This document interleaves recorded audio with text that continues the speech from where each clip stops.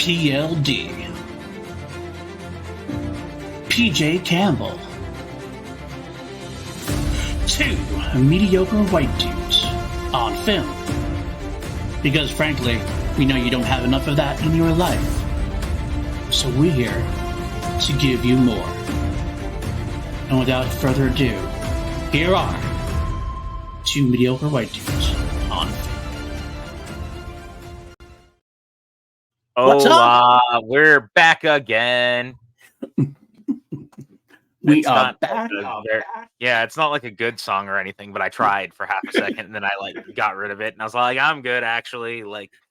Yes, you are still a mediocre. We had a white morning dude. just trying to get here. I'm gonna be honest with you guys. We had a very trying morning even getting onto the recording for this thing.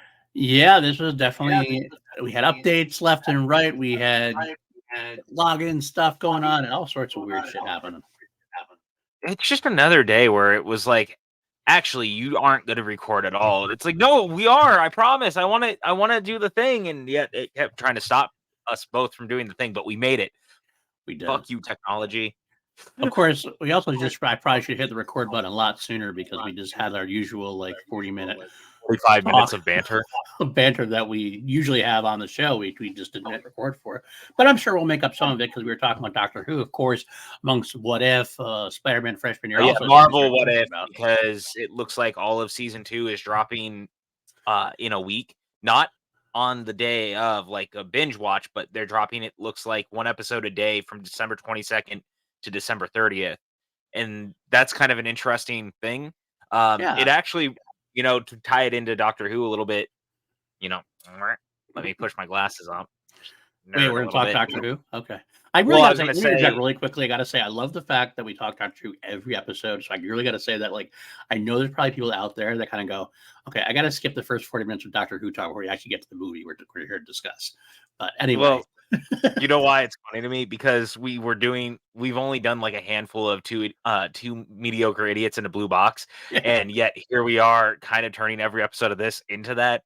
So you kind of get it regardless. Anyway, but it just kind of reminds me of Torchwood, Children of Earth, because Children of Earth, they did over 5 days. Yeah. It was a 5-day drop, and that was kind of fun actually, and very different because it was like the show was set in real time of 5 days. So to watch it over 5 days was like kind of an interesting concept. Yeah. So I'm always up for something a little different like that. Well, it's also a perfect time for the holiday season kind of thing. You kind of you don't, instead of having to binge everything on one day and hurry through. And I mean, I know how the binge model started, obviously with Stranger Things, and that kind of became a big thing for a brief second. Yeah. But then it was it kind of realized that you spent all those years building up to it and it was over in a day and a half. And then it was like, oh, okay, now what? This at least drags it out a little bit. Obviously, you get to sit down, watch an episode, digest, go away, come back. It's easier for everybody to kind of get to it and not have to worry about spoilers or anything like that. So I like this idea too. Kind of you take a nip away from the day, watch a probably 20-minute video, 20-minute episode, 25-minute episode, and then just kind of okay, back to your holiday day. It's definitely kind of a cool concept. I'm interested to see if it works. I think What If is the perfect kind of story to do that with, or show to do that with. Different story, obviously anthology type series. You don't have to worry about continuity and everything. It's all just boom, boom, boom, boom, boom. So I'm interested in see how it works out for them. Maybe they'll continue to do this. Maybe it'll be a new annual thing. Yeah, it'll be really interesting to see how it all kind of shakes out. Disney Plus is obviously doing the binge model drop too, obviously with Echo. So which it's kind of interesting. Yeah, they're kind of trying to play with what their release model should be for certain things, which I think is actually kind of a good thing because there was a lot of talk during some of the MCU shows that the week for week was actually not nearly as helpful for certain ones versus others where the week to week actually was really fun. WandaVision was really great with the week to week, even though it led to a lot of people going down crazy holes of where it was all headed. But it was kind of fun to have that week to week water cooler talk. Whereas as much as I like Falcon and Winter Soldier, that would have been a much better binge, I think, than the week to week. Well, yeah, you said exactly right. I want to give that a lot of credit there because exactly the type of show it is. WandaVision just sort of leads to that kind of water cooler talk, leads to that kind of speculation, which can be harmful at times because fan bases are going to fan base. We get in But our like, heads. We know shit, you know? but that's fun. That's the fun of it too. As long as Yeah. you don't, and I think as long as you don't take it. I mean, I see this all the time in Star Wars. As long as you don't take it too seriously, and like as long as you accept, if your fanboy speculation doesn't come true, you don't get like mad about it. Then it's fine. It's fun. So that kind of situation works. It worked for WandaVision. It worked for Loki. I thought week to week worked for Loki. Yeah, Loki's a great example too, because there's built-in mystery to it. There's Right. also a lot of different like character beats and drama that you're doing, whereas like Falcon and Winter Soldier is more of, I don't want to say like your dad's MCU, but in your dad's MCU, in the like, we like watching Reacher on a binge. That's Right. your dad, you know, because they drop it on a day. You don't wait week to week on Reacher. You drop it in a day because dad wants to binge watch Reacher. It's kind of like that spy thriller thing. And the spy thrillers work a little better, I think, more as like a movie. You don't need to pause. You don't want to pause the adrenaline for that. Anyway, you want it to keep going. Something like Loki, you want to marinate in a little bit. You want to get the philosophical part of it, the metaphysical part of it. You want to like look into yourself for what Loki is doing. Exactly. I mean, Falcon Winter Soldier. That's the thing. You just want to get from point A to point B and like keep it going. Yeah, that momentum hurts it. You stop. You're like, okay, I'll get charged up again. It doesn't work as well. And I'll say this: I know that there's going to be pushback on that comment in some capacity because Andor is kind of that spy show, but that one you kind of also wanted to marinate in because that one was a lot more thoughtful than something like Falcon and Winter Soldier. Again, not to like degrade Falcon and Winter Soldier. I liked Falcon and Winter Soldier, but I think Andor is doing a little more. It was a slow burn, slow burn type thing. Like Falcon and Winter Soldier was not really a slow burn. It was only 6 episodes. Andor was 12. Like there's a very different pacing to what they were doing, and so that's kind of why my mind goes the way that it does on it. And Falcon and Winter Soldier is the only reason I'm using those two is because they were the first two shows out the gate, like WandaVision and then Falcon and Winter Soldier. So it's easy to compare the two releases. Hawkeye's another one I think would fit the binge. Would have fit the binge model very well. Oh, Hawkeye's a perfect example. Yeah, Hawkeye definitely was more of a binge because I remember watching week to week, and it was fun and fine, but I watched it on a binge last Christmas with my parents because they hadn't seen it yet, and the binge model worked so much better for it. I found it so much more entertaining that way. And honestly, my biggest problem with that was the build to revealing Kingpin in the final episode kind of felt anticlimactic on the week-in, week-out thing. But in the binge, it weirdly worked better. I can imagine that. Just because you were just kind of just going and going and going, and you get to it. Like, you're not pausing and you're not waiting 6 weeks to see it, you know? Right, exactly. I think Echo might be a good binge as well. I kind of feel like a little bit more violent binge. Obviously, I love the fact that we're getting R-rated Marvel again. It looks like they're not holding back. That trailer was awesome. It's a good trailer. It's a really good trailer. And it showed they're not holding back. This is not your old Disney, your parents' old Disney. There was blood, there was gore, I was impressed with how violent it looked. And violent it needs to be. Kind of needs to be that kind of show. And I don't think it will. I agree. And I mean, I think that we started to see it last year, obviously, when they did Werewolf by Night, and we kind of saw that lean into it. And as we all know, Deadpool 3 is definitely going to be rated R. Yep. The talk is that Blade is rated R, and I'd been hearing that for a while. Like, Blade being R rated was a big, it's always been a big component of trying to make sure that it was done right.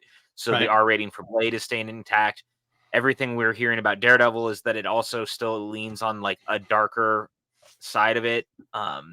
So that should stay kind of in that territory. Punisher, obviously, we know is involved in the Daredevil show because Jon Bernthal was confirmed to be back. And we've also heard rumors that they're talking about doing either a movie and or TV show again with him. So you have to assume that a Punisher TV show will be that.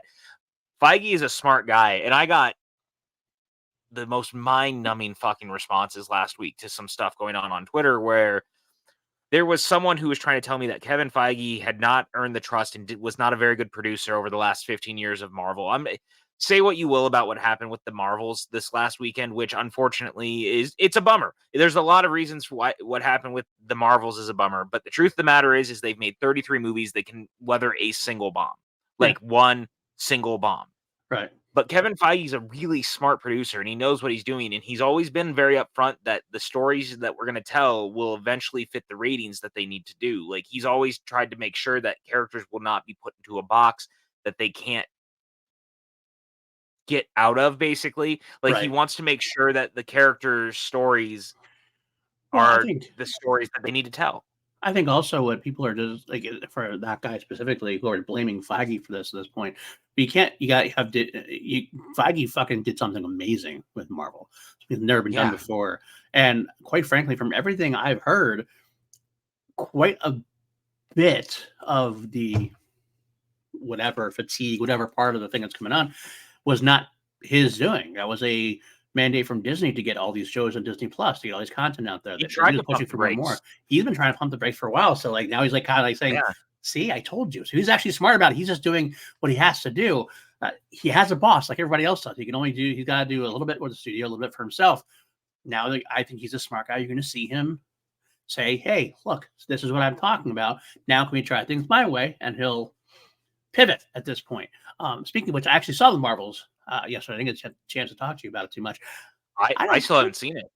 I think it's fine. I think it was actually fun. Like, it has the same bad tropes that a lot of MCU movies has. It has a vapid villain with it's completely underdeveloped, but that's par for the course for Marvel for the most part. Let's be honest with you. More of Marvel villains are like that than not.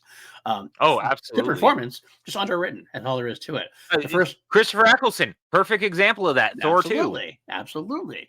The first 20 minutes, a little chaotically paced, a little messy, definitely a little jigsaw together, a little editing issues there. But once the leads got together, their chemistry and their camaraderie made for a fun adventure popcorn film, I got to tell you. So at the end of the day, I thought it was a fine, fun adventure.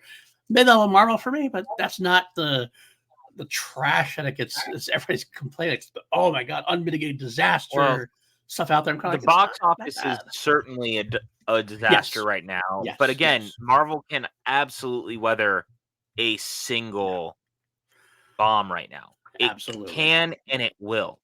That does not change the fact that what happened is a bummer. And I also hate that, unfortunately, it's falling on a movie that is letting a lot of internet chodes decide that they get to be loud and sexist and misogynistic and racist. And it sucks. Like, it's all over the internet. And I'm tired of people saying that it's not happening.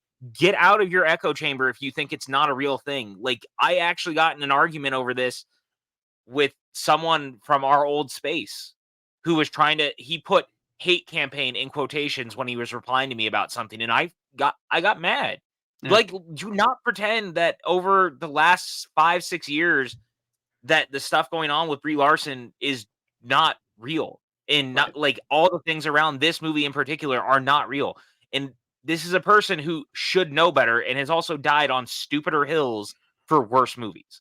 So, like, get your head out of your ass. Yeah. Don't be fucking stupid about it. I'm not happy that it bombed, not because I'm like a Marvel fanboy. Don't get me wrong. I like my Marvel movies. I do.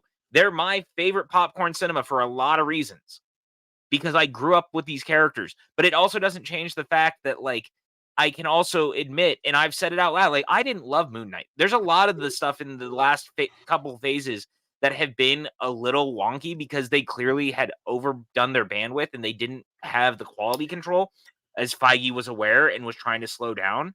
Right. And yet, all the same, I don't think any of what's happening is necessarily as mitigated disaster and the sky is falling as everyone wants to say either. Because the truth of the matter is, I don't see a lot of quality difference between a lot of what we got in the last two phases of 4 and 5 than I did with phase 2. Right, I agree. And hell, you talk about the Marvels all you want. Loki has been pretty much universally appreciated. I think I haven't seen too much negative on Loki season 2. Everybody seemed to love Loki season 2 to the point where our boys, Benson and Moorhead, who are responsible for much of Loki season 2, who are responsible for being touted to help, quote unquote, save Daredevil after the original couple episodes were not viewed fondly by Feige and above. Now Benson and Moorhead being a little touted maybe to do a little more in the movie side of things potentially, and that I hope that gets to Kevin Feige's ears because quite frankly, a Benson and Moorhead Secret Wars would be so good, so good. Yeah, I can't wait for that. I hope that comes to fruition so much. I know we had a discussion ourselves. You are pitching the Sam Raimi version of it, which I'm totally fine with as well. I only pitched the Sam Raimi of it all in the everything that we're talking about as far as Secret Wars is concerned is heavily nostalgic. Yeah. And closing out the multiverse. And I can't think of a better person to do that, especially considering he was kind of the first director to really play fully with the multiverse, not to disrespect John Watts and No Way Home, but like those were all pre-established pieces. Sam Raimi played with the multiverse in a very different capacity with Yeah. different worlds and different things. And I kind of think on top of that, the nostalgia of it all, it would be very cool to actually see him get to do the things that we know will probably be a part of it. I've always wanted to see what a Hugh Jackman Wolverine would look like under Sam Raimi's direction. Right. That sort of thing. So there's a part of me that thinks it's almost poetic that the dude who kind of helped grandfather the superhero genre closes out the world's last big Avengers movie to this point this Right. way, because Loki said the quiet part out loud, right? Mhm. The show straight up said the sacred timeline is going to be destroyed. Right. That's where we're headed. Like Loki is holding everything together, but the sacred timeline, as we know it, is going to have to go away. And that has been the consistent talking point and rumor over the last several years, is that Marvel is also aware of that and is Right. going to kind of No Way Home the situation where certain pieces are in play, but the timeline Reboot it will be a little bit. rebooted and restarted. And Right. so, Soft reboot, of course. Like, you're gonna take some yeah, cherry picking some stuff here and there, and it's just the way comic books have worked for years. Comic books have been right. the comic universe has been rebooted since Crisis on Infinite Earths back in the 80s. Secret Wars began a reboot of Marvel to a degree, somewhat, and yeah, and it's fine. That's what happens. I think the movie audiences have to be prepared for that. I think it's a good way to do it. It's a smart way to do it, and yeah, absolutely. So I completely get where you come from. And if Sam Raimi does it, I wouldn't be mad. But I Personally, do I just want love it. Benson I Moorhead. think Benson and Moorhead playing in that universe is also Complex stories super is what duper they exciting. do. That's what they Yeah. do. So, and this Secret Well, Wars is definitely a complex story. and to their credit, a lot of people may not realize that almost all of their movies, as it is, are interconnected in their own universe, Yeah, and they've been very good at finding little ways of connecting the different movies without it being in your overwhelming. face, Yeah, and that's made it super interesting. yeah, absolutely. Definitely check out Benson Moorhead stuff. I mean, the most well known is probably Synchronic. I would think it's probably the most well known of them at this I point, think well, potentially. Synchronic, I think, is also the one that actually went to, like, theaters and was kinda Right. Anthony Mackie's the lead of it, Anthony and that Mackie, that was their the first kind of Falcon. studio movie, Yeah, yeah. Like, to their credit, though, the rest of their movies, for me, my favorite of all their movies, I think it's a masterpiece, is The Endless. I I think think The so too. Endless is just remarkably good, but you need to watch Resolution first if you've never seen it. I mean, Right, that's not true. You can watch The Endless just fine without seeing it, but there's such a big component of right. The Endless that is connected to Resolution in the Yeah, same way that Spring has its own connections, and then, of course, Something in the Dirt has its own connections, and yep. I kinda love how they all tie together. Together. It's Yeah, really beautiful. And you know all of what? them I'm are gonna really good. shout out our boy Jeff real quick. We Yeah, both ended up getting, random presents from that's Jeff right. a couple months ago. We both got packages from Benson and Moorhead. No joke. Jeff had bought us signed copies of The Endless. Yes, absolutely, which was awesome to see. I loved it so much. Thank you. Shout out Jeff Altman. Always does Yeah, things right. So I just think absolutely. it's so cool, man. But I Um, love those guys, so I wouldn't hate them doing that, to be honest. And absolutely.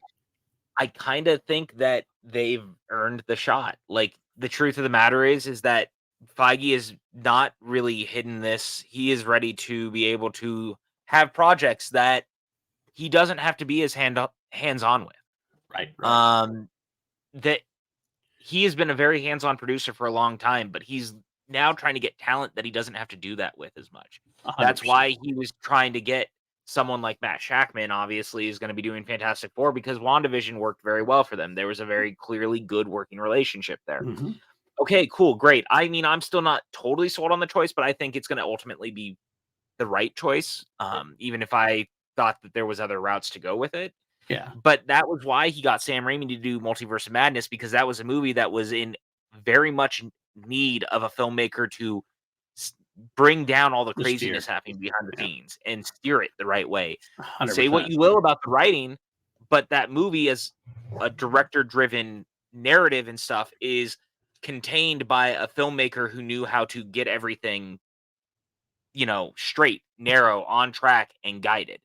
100%. More of that is good. And so Benson and Moorhead now, having done Moon Knight, having done Loki, now doing Daredevil, you're getting a group of filmmakers similar to the Russo brothers with more talent. I'm just going to say it as it is. I disagree. But having them so locked in is a good thing because now you kind of have in-house directors. Absolutely. I think it's a smart thing to do. I think that's the best way you can do your Disney Plus. So you can use Disney Plus, your TV shows almost as a training ground. I like that idea in a way. You kind of go, let's work with you. Let's get this show done. Let's see what happens. And when you succeed, like WandaVision did, like Loki did, maybe you give them a shot at the big screen. It's not like their Princeton Moore quote was saying, we came from movies. We actually started with movies. So it's not like they can't do it. So give them a shot. Get these young filmmakers in there. Get them something good. And you should always do that anyway. I think Marvel should always be a mix and match of like, let's get a young director in there, a young hungry director in there, and then sometimes take a well-known director who wants to dip his feet into the water. You can do a little bit of both. There's plenty of room in this this universe to have both takes. So I like it. I do too. And, truth of the matter is it's kind of why I keep waiting for Michael Giacchino to get a new shot at directing something, because I thought Werewolf by Night was so successful that I would like to see him do more. Like, I wanted him to do Man-Thing. I want him to play in that sandbox more. And I think the good thing now with Feige kind of pumping the brakes, I think more of the specials and less of the TV shows will be the future of Disney Plus, which I think is ultimately the right move. Because you can do smaller 45-minute projects to introduce characters versus 6-hour movies or TV shows. And then in case a 45-minute project, you introduce a new character, is it a hit? Now I can do more of this instead of committing to a 6-episode series. And all of a sudden, like after episode 1, episode 2, it's not working.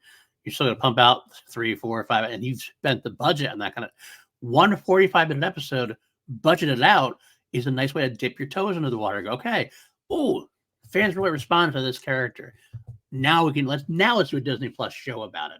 Now let's do a movie about it, kind of thing. Or put them in the movies, kind of thing. And if something, therefore, you do it and it doesn't work, like, okay, well, we tried, we saw it happen.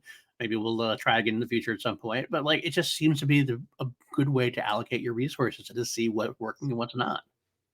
I'm a little bummed out we didn't get another Halloween special this year. Like, I wanted them to follow up Werewolf by Night. Like, I wanted to do a Man-Thing one. It's right there. Like, that's the kind of stuff. And we're not getting another Christmas special this year either, which Guardians of the Galaxy Christmas was like wildly successful and wildly charming. And I feel like that's something that's going to happen in the future. I think the strikes kind of were a little something to do with that kind of thing and everything else. So maybe next Halloween, next Christmas, we'll see a little bit of follow-up on that potentially. Hopefully. Yeah. Obviously it happens. I hope so, just because I like that world. I mean, obviously, I'm going to be a big proponent for more horror-based type of things. And actually, I just had this thought that, I know, I can't believe it. I wonder if Benson and Moorhead's Daredevil now will have a little bit more of if we're going to see more of what it's like to be from his eyes. Kind of remember the Daredevil movie? Yeah. The one with Ben Affleck? Because those dudes are really great with the kind of... It was kind of, that element of filmmaking where it's... Yeah, I wonder if we're going to see more like the Echo type world that we're used to of his, the way he sees the world. Yeah, I would be surprised. I absolutely wouldn't be surprised. I can't wait. I think they're going to be great for Daredevil. I do too. Did you see that quote where they were like, we're intaking any Daredevil media, like not just the comics, not just the Netflix show. They were like anything, which means that they clearly also probably are watching the movie. And a lot of people are really hard on that movie, but I actually really like the director's cut of the Daredevil movie. It's very 2000s. Like, don't get me wrong. It's got its issues, but I actually like a lot of it. And the visualization of the way that Matt sees the world is one of my favorite parts of it. Absolutely. No, I agree with you. I actually enjoy the director's cut. I don't know if I'd say it's great, but I definitely enjoy the director's cut much more than the theatrical cut. It's definitely worth watching, at least if you haven't seen the director's cut yet. I think that's the good thing for them to do. They want to hone in on everything that makes Daredevil tick, and they want to get all different options of it.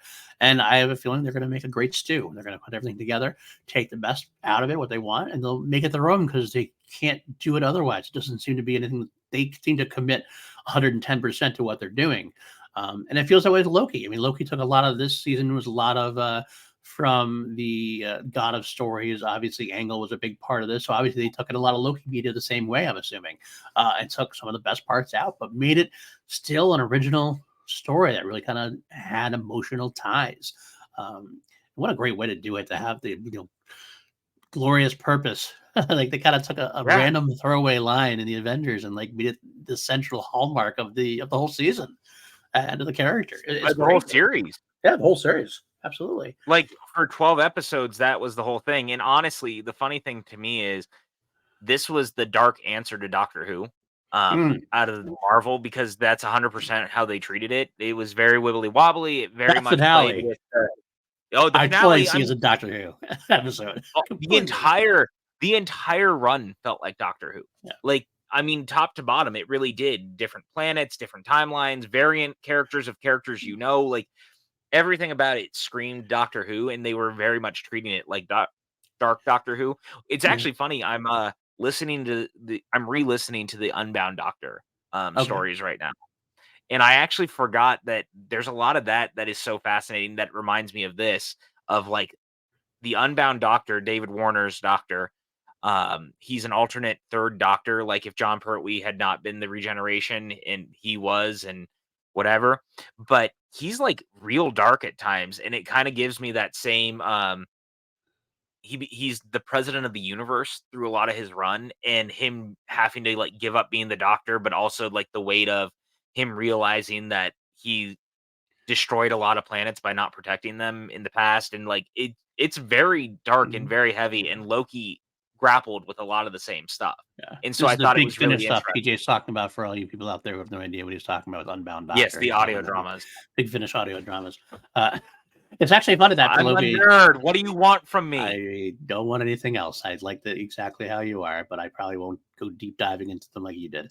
But anyway, actually, funny thing about it to me was Loki. After Loki ended, I saw a lot of people on social media positing that Tom Hiddleston would make a great Doctor Who, a good Doctor, and everything. And I thought, like, myself, like it still could happen at some point, because I think he would be a great Doctor. I think Tom Hiddleston would be a phenomenal Doctor at some point, maybe a couple of years down the line after Shooty does his run or whatever. Maybe because he can be an older Doctor at that point. No matter how old he is, he works very well. I would love to see Tom Hiddleston in the role at some point. He obviously just proved that he could do it. So. Oh, and he's so good at it. Like, he's just a stupidly talented person. We don't deserve Tom Hiddleston. I agree. Number one. I agree. He's so talented all the time, and I just want him to always get good projects. But even like a season of him being the Doctor would be really fun and really fascinating, I think. Yeah, do one season, do a special, have him appear somewhere as a one-off at some point. Make it happen, Russell. You could do it. Speaking of Doctor Who, real quick, speaking of, you mentioned it earlier, the old two mediocre white idiots in a box. It is going to be coming back. It is going to be coming back. I'll make the announcement here. I'm going to make this off-kilter, off the hip announcement. PJ and I were talking about this before you started recording, that we are definitely going to be bringing this to the main channel. Two Mediocre White Idiots in a box started as a Patreon exclusive when we had time, and only ended up doing like 2 episodes here and there. But with the specials coming, we want to talk about them, and we want to get it off your horror show. So instead of having the 40 minutes of a horror talking about Doctor Who, we're actually going to do the whole episode after they air. We're not sure exactly when yet. It might not be as timely as people like. Obviously, the special coming up the 25th. We're going to try to record maybe on the 26th and get it out sooner thereafter. But we're going to take an episode per special. So all the 4 specials coming up, the 25th, the 2nd, the 9th of December. Then there's a Christmas special. We're going to try it. We're going to do an episode for each of those, not too long after it's done, within the week or so. So we'll get all of our Doctor Who thoughts out there. It's going to be a blast, I can tell you that much. And yes, we'll probably still end up talking about Doctor Who a little bit on Two Mediocre White Idiots on Film, because we just can't stop ourselves.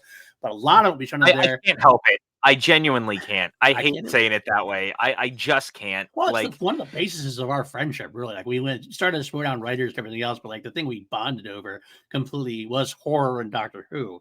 We have our horror talk. We need to have a Doctor Who talk as well. So we'll make it work, though. Although, you know what? I got to find a funny one. We'll probably talk horror a little bit on the Doctor Who show as well, because that's how it works. You're not wrong, man. I'm very excited. And, we keep talking about it. And we're like 2 weeks away now, just under 2 weeks away from Doctor Who being back full time again for the first time in a long time. Yeah. And it's so funny to me because I haven't been this excited about Doctor Who in such a long time. Yeah. And it's not even just the return of Tennant and Shooty taking over after him. It's not just Russell being back. It's that I'm excited that it seems like everyone is treating it like it should matter again. Like Right. everything that happened, and this doesn't start just with Chibnall. Like it feels like even the back half of the Moffat years kind of got truncated by the BBC, and people Yeah. online kind of turned against Moffat and Capaldi's Doctor. The irony being that two of the I think they just did that poll, and two of the top two stories in all of Doctor Who of the last 60 years were both Capaldi Capaldi episodes. and Moffat episodes. Yeah. I was loving that. I'll Yeah. tell you, as a big So, proponent of that Capaldi. was I was loving that too because number one, I thought that they always deserved more, and I'm glad that they got it. Yeah. But it was just kind of funny to see that change and that shift. And it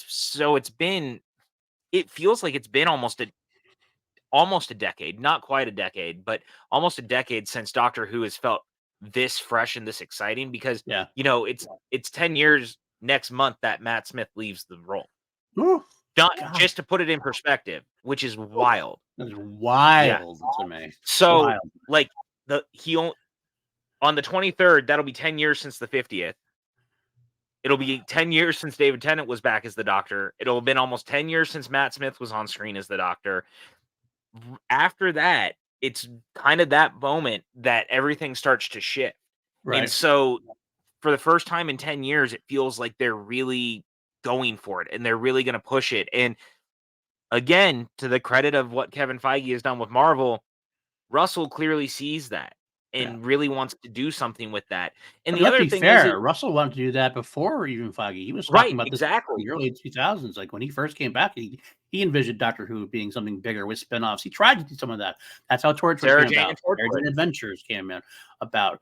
He was always pushing for more of that stuff. Unfortunately, he left before he could really do anything with it and couldn't get anything too off the ground. I mean, Torchwood lasted for a bit. Sarah Jane lasted for a bit. Then it kind of died out again, unfortunately. But he's Well, and seeing Sarah Feige. Jane, Well, yeah, it Sarah went Jane. away for Sad obvious reasons, obviously. reasons. Yeah, Yeah. after Sarah passing, couldn't do anything else at that point. I mean, they tried the one more spinoff, Class, in the Peter Capaldi era, but didn't do very well. Unfortunately, it wasn't. It wasn't actually Well, awful. I actually watched it. It wasn't awful. It just no, wasn't it's exciting. not That's great. all. Big Finish has continued it, and honestly, Big Finish's class has been better than the BBC class, which is kind of funny to me. Yeah, Um, but the other thing too is I'm glad that Russell is doing the Red Nose Day stuff again. yep, Like they're going back to the BBC Cares stuff where they're going to be doing shorts. We're getting the first 14th Doctor episode mini-sode on Friday. yeah, So, they're really doing things with this again and really pushing the importance of it. And I know that there's a lot of people who are really upset. It feels like that they're really leaning on the David Tennant of it all. right, I don't know how to break it to you guys, but part of bringing him back, and should pretty much embrace it because this is a good move to make people tune back in before shooting. You want right. to create the excitement around it again. You want to create that pool for it again. And for its 60th to put David Tennant back front and center this way is a great move Right. because you Some are pulling this audience in who's been gone for a while. Yeah, some people say it's desperate. That's a It's not strong term. desperate. It's not desperate. It's just a smart strategy. I mean, let's be honest. Again, we talked about this before we went to record, so I'll mention it again. We both really did enjoy Jodie Whittaker as the Doctor, hands down. Mhm. Unfortunately, her era was not the greatest. We're not fans of Chibnall here, and I don't. Maybe Chibnall's a nice guy. I don't want to really try to get personal with him. He I seems like just a nice didn't. enough guy. He's a nice guy. He seems like he actually appreciates a lot of what he's trying to do, but he just tried to do things that I thought were a little too outside the realm of Doctor Who. It didn't feel like Doctor Who to me. And it got to the point where people like us, how excited we were, we both fell off. Like I remember my family, we watched Capaldi every week. When Jodie switched over, we watched the first couple episodes. We were excited about it, but the excitement just died down, and my family stopped watching. And I would instead of going, yes, new Doctor Who, let's go watch it. It became like, oh, new Doctor Who. Okay, I'll get to it. And it was slow. It's kind of like, okay, God, let's stop here, guys. To the point where it just didn't have the same excitement. And when we're not excited about it, that's a problem. That's a problem. When you two Well, people like us who are not excited about it, that's a problem. the thing that was hard for me, and it was the realization I had, is every time that we'd get to it, especially over the last year or two with the Chibnall run, like I really watched season 1 of her run all the way through, and it just was not hitting right. And a big Right. part of that, as we found out later, was they didn't really write the show for Jodie as a woman in the role. It was written for a man because Chibnall didn't tell anyone Jodie was going to play her. Right. And then that hurt that season in a lot of ways. But then on top of it, it just the writing let her down so frequently that it stopped being appointment viewing for me. Yeah, I exactly. loved her. The writing just wasn't there. And so like I waited to binge Flux when it was over. And Chibnall has come on record later and he's kind of pointed at the BBC and said he was stopped from doing certain things he wanted to do. And I do kind of want to believe him, but at the same time, because like Power of the Doctor, I think is the best thing he wrote for the series, which is really, really frustrating because it's his last episode. Right, exactly. And that's even not even talking about the David Tennant part. Obviously, she regenerates into David Tennant at the end of the episode, but that, like, even without that, Power of the Doctor was a fun, felt like Doctor Well, Who. it And felt like I'll Doctor actually, Who. and I'll pitch the fact that I actually think the Flux era was actually pretty good too. Like, it wasn't great; it had some ups and downs, but It it felt just more suffers like Doctor from Who compared to like the first season. It actually seemed like he was getting there. Yeah, totally. It just suffers from clearly being cut down from Yes, it was supposed to be 10 episodes down to right. 6, I think, or Yeah. whatever it was. Yep. So the storytelling is wildly, wildly all over the place because Yeah, of it. absolutely. But it definitely But was some there good is a there. lot of fun to be had in it. But man, dude, I am so happy that we're just in an era again that we're getting Doctor Who again. You know what I'm Absolutely. saying? Yep. And I'm happy too because it sounds like they're going to be doing a lot of really cool stuff with it. Mhm. And we've already seen like Tales from the TARDIS bringing back Peter Davison, Sylvester bringing McCoy. back Colin Baker, Yeah. Sylvester McCoy, bringing back some of the other companions, Mhm. bringing back, and also like this whole new. People are not thrilled that they're doing like recolorization of some of the older episodes, but I'm loving it. I'm That's loving great. this idea. You know why? Because I think that recutting some of the old serials into like more bite-sized movies for a new generation to discover is Mhm. a good thing. Because I think Classic Who does have its aging issues for people. I think that Absolutely. it has a very specific feel. Classic Who and New Who have been very different in a lot of ways. And so I think that taking those stories and finding like the core center of them and finding ways to take a 7-part serial and turn it into a 75-minute movie is going to be better for the series. Yeah, I fully agree. I fully agree 100%. So I can't wait for it. I'm excited about it. Yeah, it should be a lot of fun. So that's going to be coming. We'll have more talk about that. Too many different way idiots in the box. We get Please there. We stop should. talking about Doctor Who, you nerds. That I know that's how this goes every single time on here is that you just know that there's people going, "Why? Why the blue box thing again? Why is this happening?" And you Is know this a why, horror man? podcast or what? Hey, Doctor Who has horror episodes, It number does. 1. It does. Absolutely. So there's that. But I just can't help myself. And the truth of the matter is that we just love Doctor Who. Like you said, we used to bond over it, and so I Yeah. just get all nerdy about it. And So we're I, begging you to have know, a podcast about Doctor Who, and so we're going to get there. I wish we had more time in our lives that we'd actually. I honestly think if we had more time in our lives that we would actually have a legitimate just Two Make or Wait Dudes on Film and Two Make or Wait Idiots in a Box would be just an ongoing weekly podcast where we just talk about Doctor Who all the time. I mean, I'll say it out loud that we've been talking about too potentially doing down the line twice a month, like kind of just anything show, and it would Right. probably be very Doctor Who heavy at the It same would be. time. But we've been talking about doing our own like morning show Right. type of nerd talk because I think we kind of missed that. Yeah. I miss when it was fun in the space. I agree. And we would definitely do nothing else but make it fun because that's just what we do. It would maybe cut our 2 minute or wait to use on film episodes short, about 40 minutes, because all of our stuff will be there. That'd be okay. I don't know if that's good or bad. I don't know. It's good or bad either. I don't know. you know what? Let's do it. We haven't even mentioned once. At least using Oh, our 40 minutes wait, are we beforehand, fine? we have not mentioned We're it here to once. talk about a movie.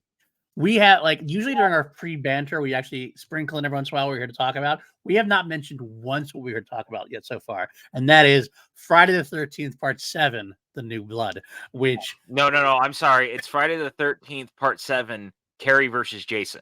Jason's Destroyer, as it was originally titled, I guess. I will Yeah. enjoy it. Exactly, it is Carrie versus Jason.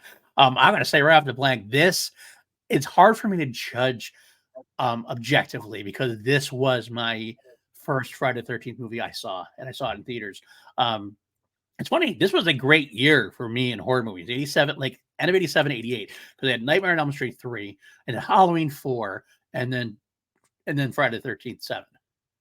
These were all pinnacle episodes in my... Like, if you look through my ratings of these franchises, those films are all high on the list, and part of it's nostalgia. Part of it is that they're just really good films. And this one, no doubt, is one of my favorites in the franchise, not just for nostalgia, but definitely because it is actually one of the better entries in the franchise, as far as I'm concerned. And what a journey this one went on, huh? I was gonna say, yeah, because the truth of the matter is, as I joke about it being Carrie versus Jason, but the real reality is that coming off of Friday Part 6 and Jason, with the Jason Lives of it all, Frank Mancuso Jr. really saw this significant excitement in pitting Jason versus like new foes and people Right. who could actually go to battle with him. And so it wasn't Carrie versus Jason up top. I mean, very clearly that is what they're going for. Yes, Yeah. there's a little blonde girl with mommy issues and daddy issues who has psychic powers. Like, it is very clear that that is what this movie is. Right. But it started as Freddy versus Jason. Yeah, they actually first explored Freddy vs. Jason at this point.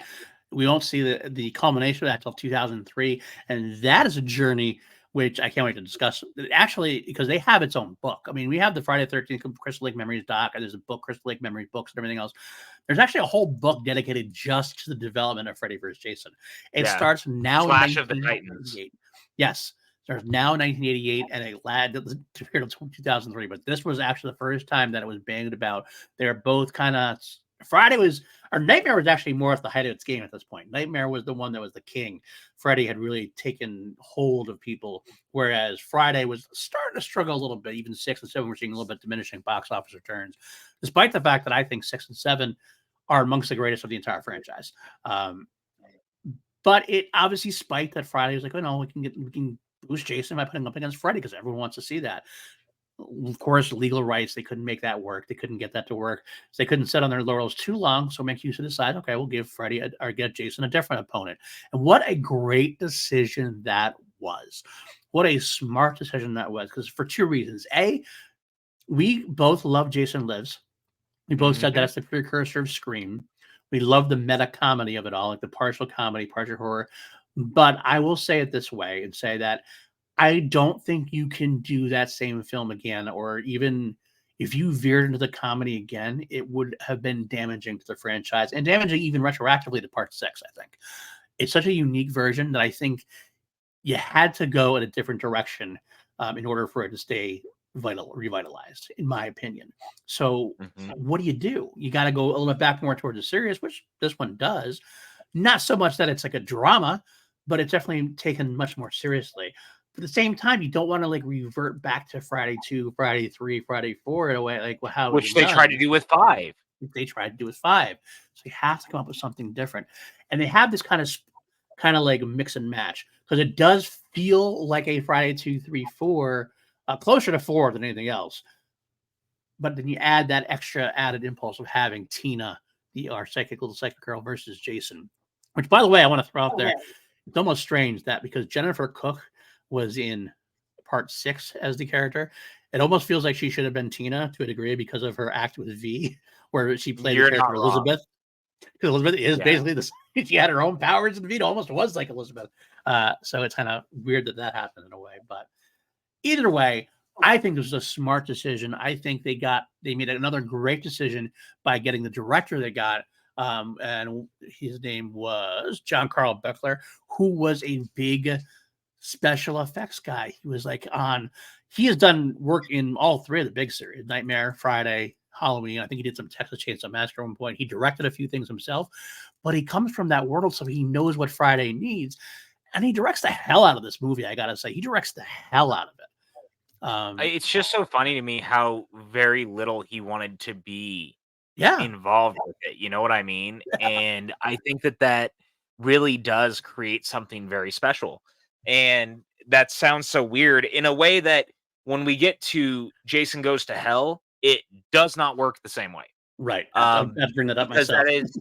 it's not someone who sees themselves necessarily above it as so much as you've already made 6 of these. Why would you want to do another? But all right, let me come in here and do my own thing. And the truth of the matter is they kind of let him do his own thing for the most part until that there was a battle with one of the producers, but Yes. otherwise he was doing the thing he was set out to do. And Right. and I think that really helps. And you can see he has such different influences going into the series than some of the other directors.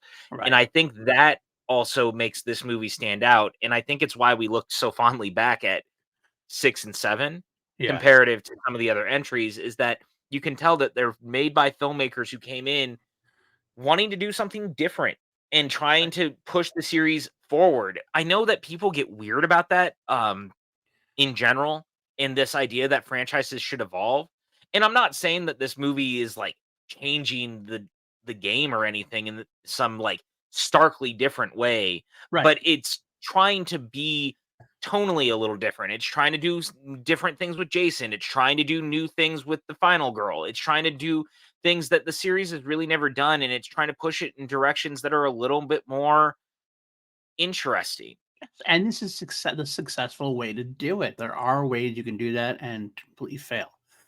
See Jason Goes to Hell. But Right. they do it absolutely right because they don't really blow up everything. It's like they take the bones of the house, the structure of the house, which is sound, and then just build around that with adding new and more modern takes and more uh, different ways to go about it, and it works. Although It's I will say almost it's like kind of funny other that filmmakers, like Ryan Johnson, knew how to do this super duper well, and people just weren't having it then either, apparently. I will say What? that Beckler I will say that Beckler still was not very happy with the outcome because of some things that held him back, partly because of the MPAA. Obviously, as a effects guy, he definitely went in all in on some of these kills. And I will say, honestly, the kills in this entry felt fresh in a way that we hadn't seen in the past couple of Well, Friday the 13th. and this is the movie that finally we talk about it a lot, but one of the iconic kills anytime people talk about Friday the 13th is the sleeping bag. Yeah, So I'm just going to get ahead of absolutely. it. The sleeping bag kill is my favorite kill in the movie. By far. And Same. continues to Same. be. And it's funny because obviously when other people think about it, they think of the Jason X version because Jason X finally gets to do more of what was promised here that was Right. cut out of it with him hitting it multiple times. But Right. this one is the version that sets that in motion, if you will. Yeah. Um, and I love that Kane Hodder gets to go back to that in a couple of movies And do and it gets do to it the right do, way. and we see it more. Um, but I've always loved that the kills in this do feel a little bit more new and a little bit more fresh, even though so many of them were also like gutted so badly by the MPAA. Yeah. This movie, I think more than any of them, really got shafted bad by the Mhm. MPAA, and this is the one that so much of the footage is missing, they could never even do anything with it, even if they wanted to, They're all which is tossed such a out. I've bummer. heard that. I think because this is the film of all the Friday the 13th, I would love to see a full-on, like, director's cut, like, unfettered Beckler cut. I mean, I know Beckler passed, unfortunately, in the past couple of years. I can't remember, like, 2020 or something to that effect. Um, but if he were still going and we had the outtakes, I would love to see the full-on director's cut because there's so much that they could have done with this. And I love the film as it is. I love the film as it Yeah. is, but getting a little extra in there, get the more non-rated version, unrated version of that would be phenomenal because the effects are great. And even like they showed in the Crystal Lake Memories docs, they showed some of the deleted footage. The deleted footage they have are like these grainy, like VHS tapes kind of things. Like, they don't Yeah. have they're just really badly shot. or copies of copies kind of thing. But even seeing what we saw there, like, looked kind of cool. It looked like it would be a great addition, and it would have been really great to see, especially on the big screen. But yeah, unfortunately, it took his movie and cut it to pieces a little bit. And yet, I gotta say, despite all that, still love the movie. Still love the movie overall. No, look, here's the thing. Like, I really enjoy this movie. I think it gets a really weird rap in the community, obviously, again, because we're running into also that this is the first movie in 3 movies that doesn't have Tommy Jarvis right in the lead role. And so, there is a little bit of a having to move forward from Tommy. We've had Right. 3 movies with that character. We're now moving away from Tommy Jarvis completely. Like, there's no Tommy comes back to Crystal Lake to make sure Jason's dead again, that sort of thing. There's nothing like that. And we just are in this movie that is trying to do something completely different. And I kind of love that, because coming off of the last movie, the movie that finally made Jason an undead monster, right? Yes. This is the movie that does this. Yes. So the last movie does that. And this movie, instead of trying to undo that, pushes this farther in that direction of the undead killer is brought back once this psychic girl shows up there and accidentally revives him. And I love that. I love that we're continuing that this is the undead monster Jason versus the human Jason. Yes. Because this is the version of the character that most people are going to know and love. And one thing we need to talk about in that fact is that not only, like we kind of mentioned it, this is the first time Kane Hodder is Jason. Yes. He is the Jason for a lot of people, including yourself, I believe. You are a Kane Hodder. I have a Kane lover. Yeah. Yes, And I love Kane Hodder as Jason too. Derek Mears gets all of the worlds, and I love that he gets to be all of the Jasons in one, and it makes me very happy when you get to that one. Yeah. But we will save that for 2009. Hey, Derek Mears is probably my second favorite dinosaur, so I get where you're coming from. And so that is not a shot at all at Kane Hodder, who is an excellent Jason. And so this is the first time that we get to see Jason also kind of, as a weird as it sounds, as a character. Yeah. Because this Jason moves like a human, but a zombie. Right. But not. Like, right. It's hard to explain. It's a living dead person. It's a living dead person, and he plays it perfectly. Acts. He doesn't act like he's a robot. He acts like he's got a character and he has emotions in there. There's a lot of times he's a great one. I called him in a text. He's a great head actor. He knows how to use head the right way to be intimidating, to be realistic. There's a couple of times where he does like the slow. He mentions it in the doc where he does the head turn first, then his body. There's a couple of scenes where he looks to you, like there's a scene later on where we'll get to where he kills Maddie. He's like, you see, like you're watching him through the wall. You see a little spirit, and you watch him like all of a sudden he's looking around, all of a sudden just. Boom, his eyes go right, like the mask goes right to that. You're like, oh shit. And he has just like looking through. The way he reacts to when Tina starts attacking him, he's like confused. He's supposed to like, what the hell is going on here? He said, these vines, these electrical, what's happening here? But it was such a great decision to hire Kane Hodder, who was like a stuntman, stunt coordinator. He knows how to act under all the prosthetics, and we get to see Jason with the prosthetics. It's the first time we really get a full-on, for a long time, Jason without the mask. I mean, we get a little bit of that in 4, a little bit of that all the time, but Jason without the mask is like the end of the movie. And a lot of people, including the associate producer, had a problem with it. She actually didn't want to have it happen. And I guess, according to Beckler, he just shot it anyway and pissed her off and just did it that way. Luckily, it made it worse, but I'm glad that they did it. Frank Mancuso backed him for it at the end, which is great, because I honestly, as much as I kind of almost agreed with her in terms of I almost want to see Jason. I don't want to see Jason without the mask. They made it work because Kane Hodder can act under all those prosthetics and make it still feel like Jason. It still feels like Jason at the end. What a great coup it was to have him, to cast him in this role.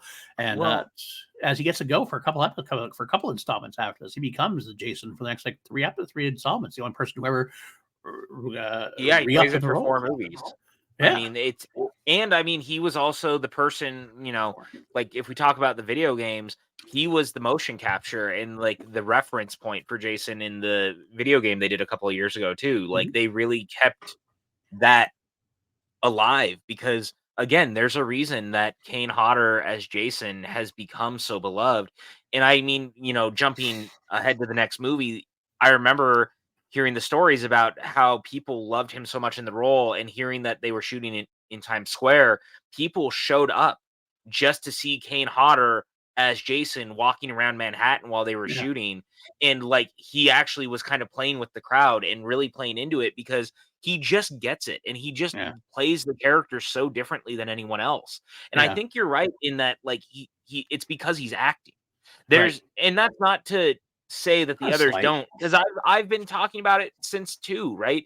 There is some acting going on in all of the versions of this, but there's something actually emotional in the Right. ones that we're seeing here, because there's a lot more focus on Jason's eyes Yes. in this.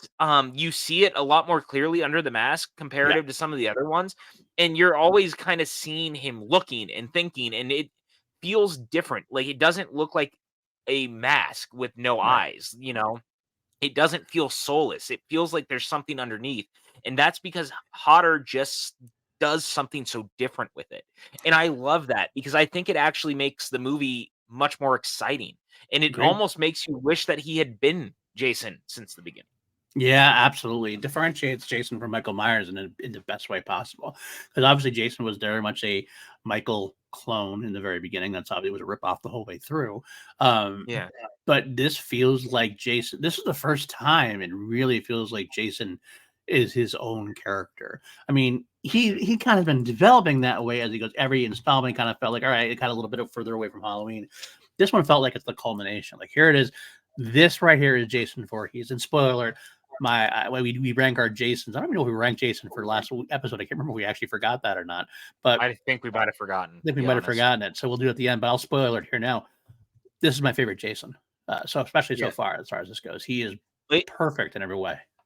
it's so funny that you bring up the culmination thing too, because this is a thing that I feel like has been said in every episode in some capacity. Every movie has felt like a new culmination of the previous installments in certain ways, whether it's tonally, whether it's with the characters, whatever it is, and even Jason's, because Right. we talked about that a lot with the Jason in part 3 feeling like the culmination of what people thought of what Jason is, and then what it becomes. Like, there's a lot of what is done in 2 and 3 that starts to be put together in 4. And then you get to 6 and it's the same way. And then this Right. one feels like it takes all of them and finally makes him a character.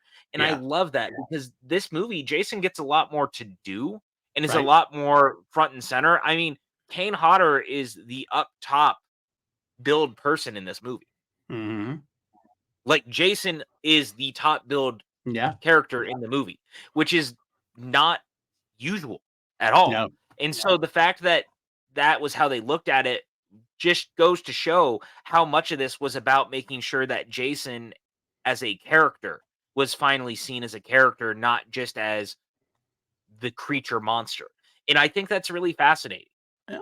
It was well deserved. Absolutely. He took it and ran with it, and did some great stunts as well. Some of the stunts were very big in this. They actually was more stunt related this time around than any other previous Because he was a Friday the 13th. stuntman. They knew He he was a could. stuntman. Absolutely. In fact, he actually, if you look in there, there was actually he set the record for the longest uninterrupted on-screen controlled burn in Hollywood history.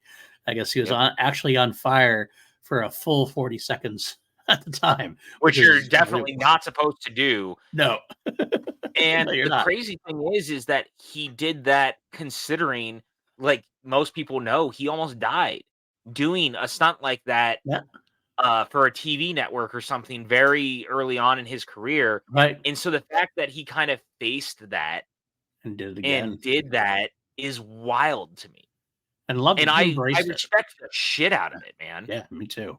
And I'll say one thing. Last thing I'll say about Kane. Well, not probably the last thing I'll say, but the last thing to wrap up this whole segment on Kane Hodder is that Kane Hodder loved what he did, and he Hmm. loved being Jason to the He point still where does. when he was replaced in Freddy versus Jason by Ronnie Yu, he was disappointed, and he can't. And he I want to say he acted well with it. Did it mostly gracefully. There was definitely some underlying bitterness there that like, Sure. which is understandable because he had been Jason for so long and he loved the idea of being Jason.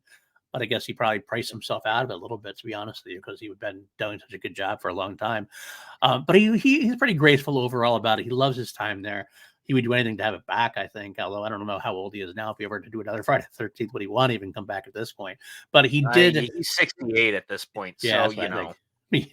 I wouldn't put it past him, though, to be honest with you. No. Yeah, I'll say this. he embraced the role and was a great ambassador for the franchise, kind of like what Robert Englund was. And for continues Nightmare. to be honest. 100%, 100%. So he is almost synonymous to the franchise at this point. Yeah, the bummer is too, at least to me, like when you look at it in hindsight and you see Freddy versus Jason in particular with him, or lack thereof, it kind of sucks because in a lot of ways it should have been him.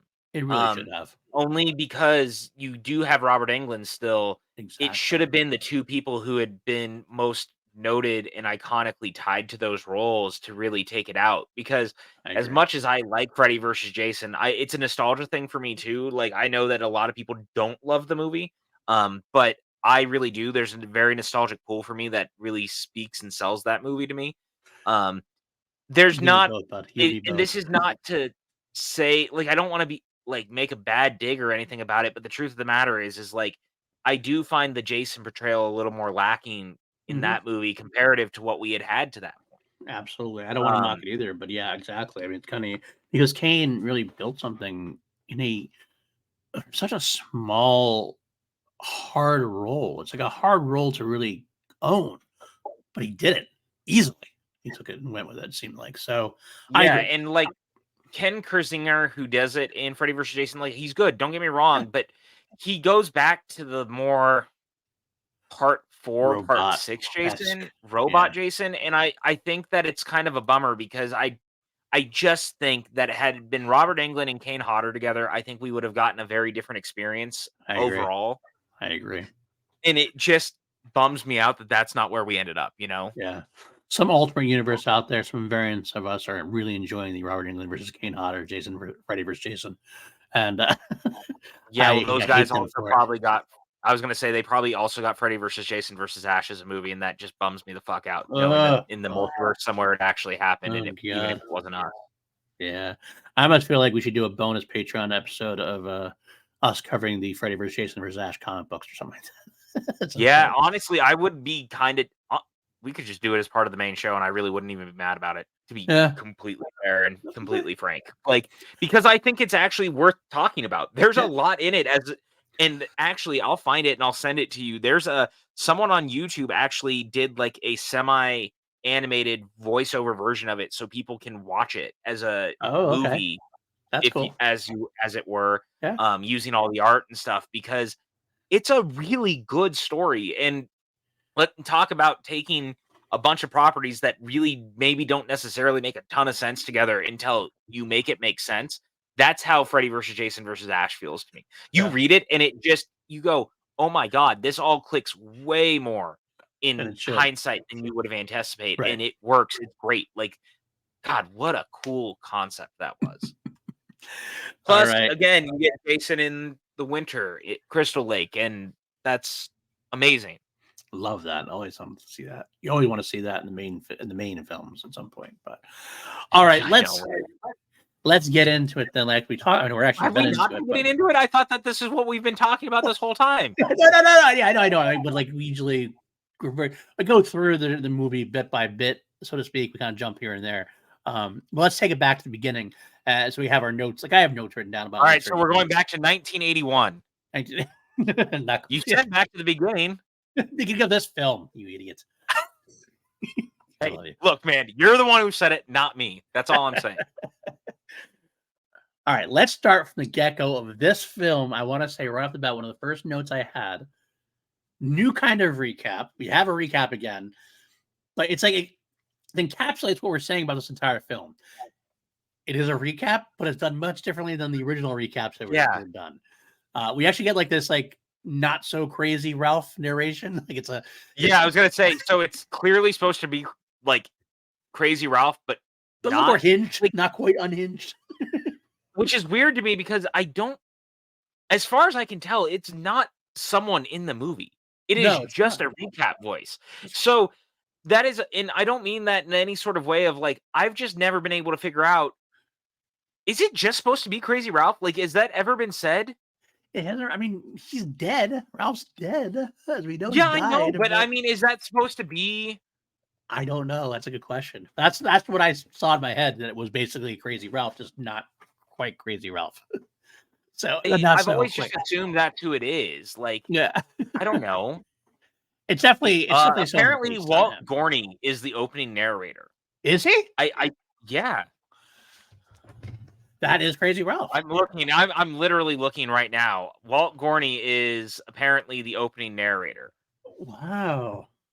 If that's true, where are you seeing that, by the way? It's apparently from IMDb. Like, that's what it says. Yeah. Friday the 13th, Part 7, New Blood, Walt Gorney as opening narrator.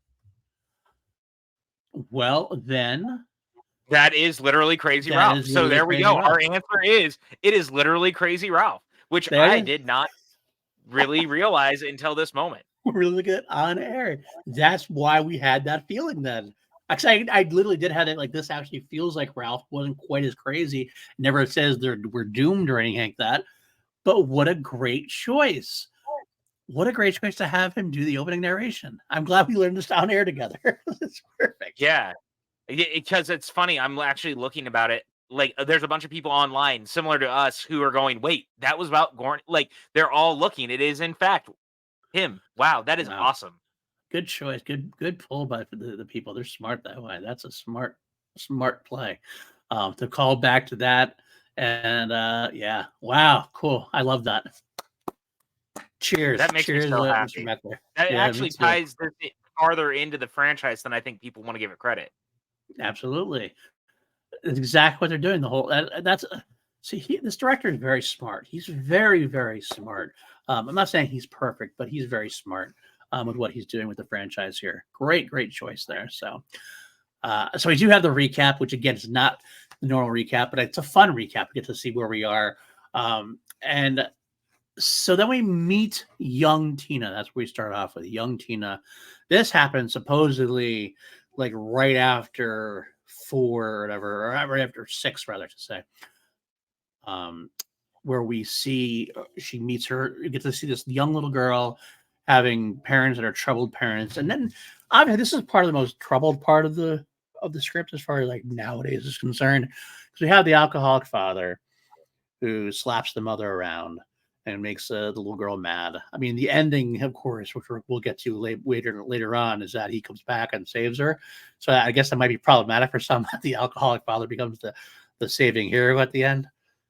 I think it's fine for the time. I think people look too far into that kind of thing nowadays. It's kind of like watching and going, anticipating if someone were watching today, would they have really problems with that? I don't know, but I thought I'd mention it. But I like the fact that we see her outside the door. We don't see anything but the family. We get to see the Friday the 13th calendar, like not like right in your face, but just like hang out on the wall to the side. She runs, of course, to the river or to the lake rather, gets the boat. The father chases her down, not in a scary way, in a be safe way.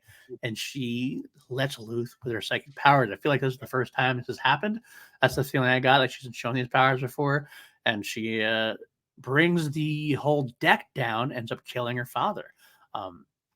What a way to begin a movie. What a way to begin, like, to showcase your heroine is the person who killed her father in a way, which is probably why they made him an alcoholic at the first place. So you can kind of like make sure you have some sympathy points for her. Like if she just randomly killed her father for being the good father and being disciplinarian or something, that would have come off wrong and you wouldn't be able to have as much sympathy for her. So I guess that's the way they chose to go. But it's a good opening. It's a good solid opening to showcase, okay, this is where we are. And I think that the one thing that this film does a lot, and we were actually texting about it a little bit. I find a lot of the characters in this movie very unlikable, and I think that was ultimately the point, because then you actually hear Kane Hodder talking about it, and it was fascinating because I had never really put it together in this one particularly, and this is again to the credit of Kane Hodder and the director coming in, looking at it, going, Jason may be a like killing monster type, but he's also seeing things differently than most people, and he's going to see like the doctor in this being terribly awfully abusive to Tina, that dude is going to go worse than everyone else because Jason realizes that, yeah, he might be killing people, but this dude's a bigger piece of shit than Jason is. Yeah. So he's going to get it worse. And I actually think that by opening the film similarly, having Tina accidentally killing her father on the lake with her psychic breakdown, I actually like that because it kind of evens the playing field between Tina and Jason in a weird Yeah. way because they're both kind of like Tina, unfortunately for her, she's a monster not of her own making, also like Jason was, Right. but she is murdered someone by mistake. Jason's Right. was never by mistake, but Right. there's this like level playing field between the two now of this is who they are, this is how things operate. And they've both hurt people in the past. They've both done things that they aren't, well, Jason's probably proud of it, but she's not proud of it. I just find it a fascinating way to open the film, especially considering Jason is killing a lot of people. It's coming from a place of his mother was murdered in front of him. Mm-hmm. This one is coming from the fact that she's going back to face the fact that she killed her parent there. Right. And so they both had tragedy at Crystal Lake. It's just a very interesting kind of dichotomy Right. that they're creating between the two. Absolutely. Now it does do something for the time frames of the movies. If you're trying to keep a timeline, this is really where it all fucks up This because franchise has no timeline understanding at all. because also we jumped 10 years, but it doesn't look like it's age a day, really, at this point. But at this point, Tina and her mom go back. That's the whole crux of the story is they're coming back 10 years later under the direction of Dr. Cruz, supposedly to face her past and to get past some of her depression, anxiety, and everything that she's gone through, her traumatic experience. And by the way, I forgot, I mentioned this to you last night, and you got a surprise it too.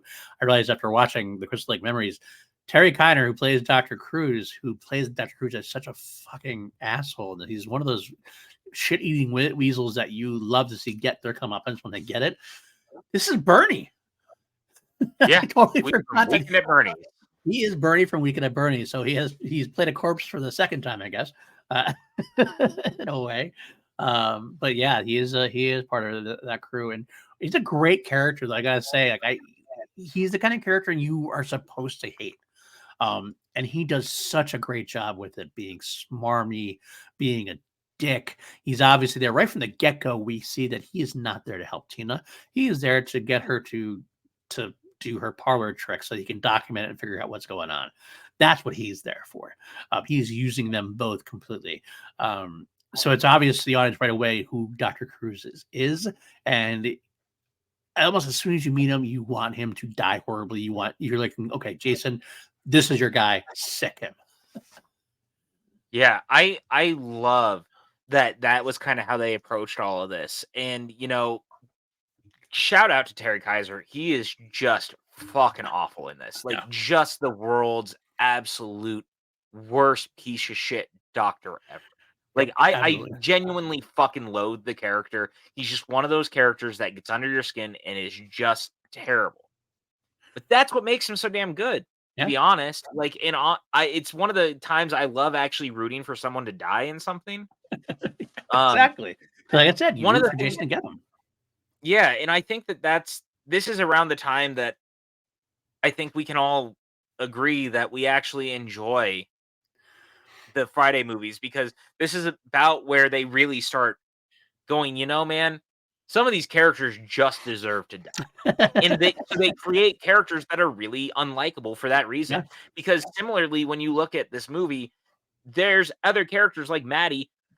No offense to Diana Barrows, and this actually, or good for her. She's just so convincingly awful in this and makes me angry. Or I'm sorry, Melissa Susan Jennifer Sullivan.